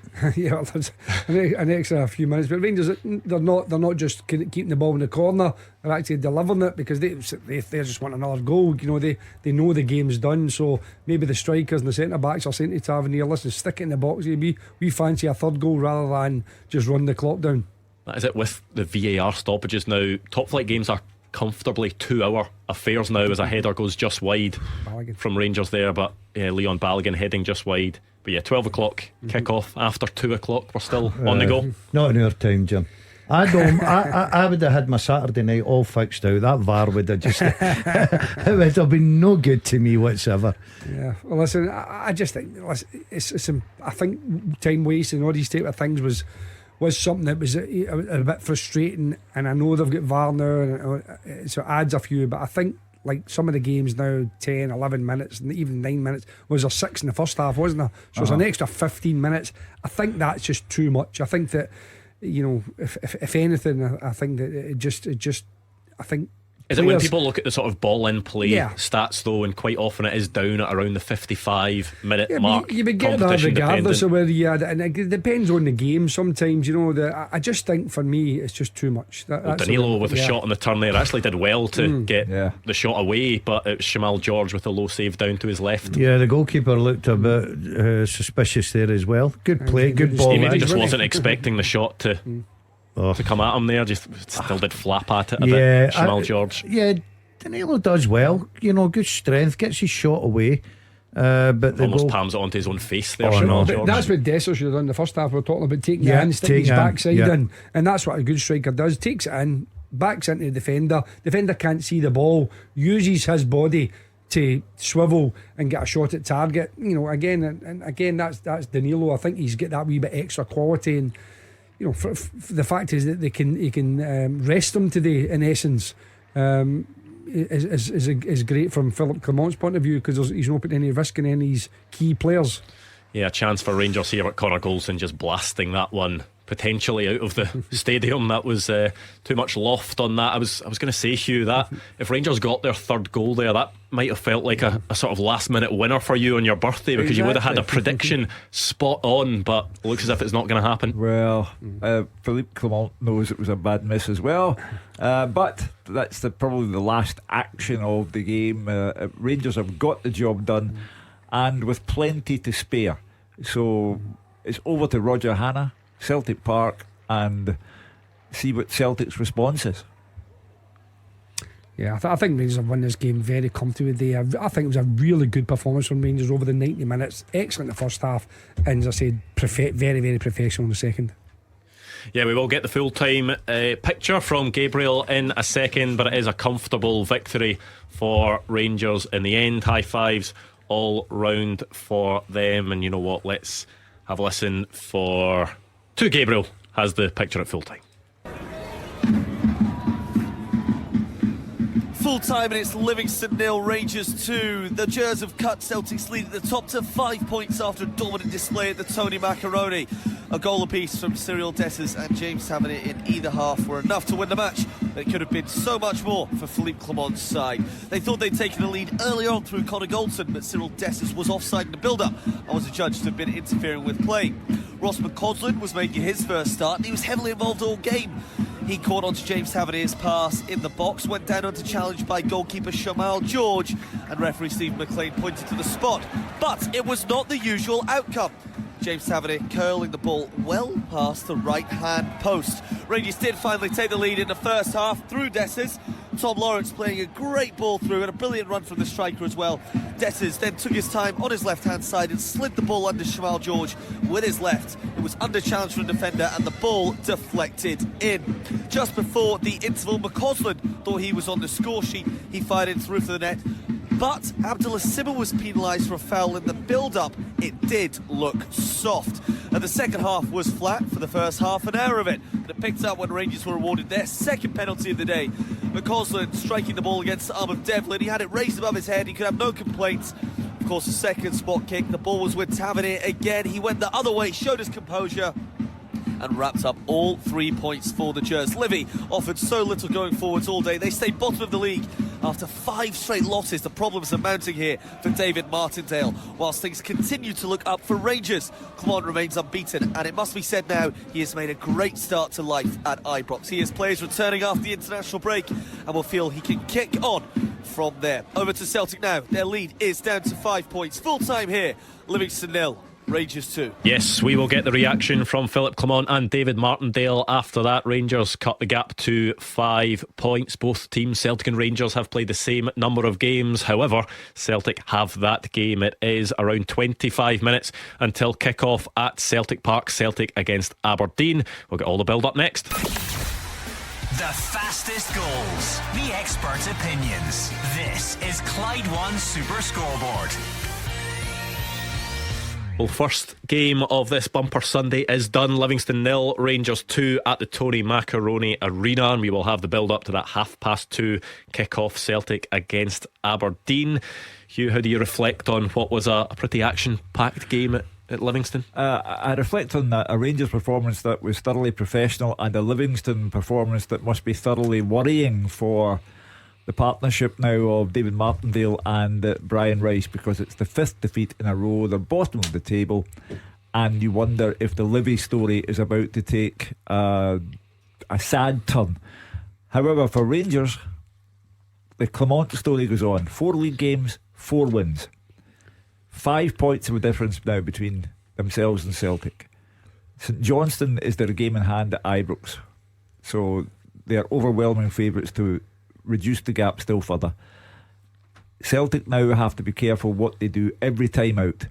But for Philippe Clermont, the transformation goes on. They are simply a different proposition altogether from what they were under Michael Beale. And more players are coming back. Tom Lawrence is back in the equation. Cifuentes, who hasn't been seen for a while, he had a cameo role today. The squad's getting bigger and stronger, and the Clermont story is so far without blemish. Yeah, going into this international break, that's exactly what Philip Clermont would have wanted. Another win, another clean sheet, and it now gives him the opportunity, with some positivity in the bank, to have 2 weeks to work away at things and try and put across more messages to that Rangers team. Yeah, I mean, listen, any good team is built on a solid foundation. Get your defence sorted out, keep it tight, don't give easy opportunities to the opposition, and then if you've got the quality at the top end of the pitch, there's every chance that you'll win more matches. And I think that's exactly what Philip Clermont is doing. He's getting a real good organisation. He's got a terrific work ethic, I think, based on his front players in particular. I know Seema wasn't his best today. Dessers did well overall, but I think, as I said, it's that pressing game, pressing from the front, making sure. Gave young McCausland a start today, who was terrific in the first half. Got the penalty, had the goal for me wrongly chalked off. So overall, listen, it was an outstanding day for Philip Clermont, and again another clean sheet to boot. And we've just seen there that James Tavernier eventually, as he'd done a couple of weeks ago, getting it right second time around. Yeah, and as it is Roger Hannah on these Sundays, it's now time for Celtic to respond. Yeah, very much so, Andrew. Celtic will wake up this morning with an 8-point lead. It's now down to 5, and it's now up to Brendan Rodgers and his team to finish the day the way they started it. They won 3-1 at Pittodrie back in August, and have got a great recent record here against the Dons. 2 meetings so far in the calendar year 2023. 4-0 Celtic, 5-0 Celtic. The Dons haven't scored in their last 3 trips here. Their last goal from open play here was by Sam Cosgrove in Christmas 2019. The last point here was in March 2019, and their last win way back in May 2018, 5.5 years ago. Andy Considine netted in a 1-0 win. And to put that into context, Andrew, birthday boy Hugh Keevins was still in his 60s. It was so long ago. They've got trouble. Jamie McGrath out the squad today after his stunning free kick equaliser on Greece on Thursday evening. It's one of 4 changes for boss Barry Robson in his return to Celtic Park. Celtic make 2 changes of their own. One, of course, is enforced. Dyson Maeda out with the knee injury picked up in Madrid. That will keep him in the sidelines for 6 weeks or so. One tactical, though, perhaps more interesting. Odin Thiago Holm is in ahead of Paulo Bernardo from Tuesday night. Also ahead of David Turnbull, who must content himself with a start on the bench as well. So just get through the Celtic team again. Joe Hart in goal. It's a back 4. Alistair Johnson, Cameron Carter-Vickers, Liam Scales, who of course had a season at Aberdeen last season on loan, and Greg Taylor at left back. Midfield 3, Matt O'Reilly,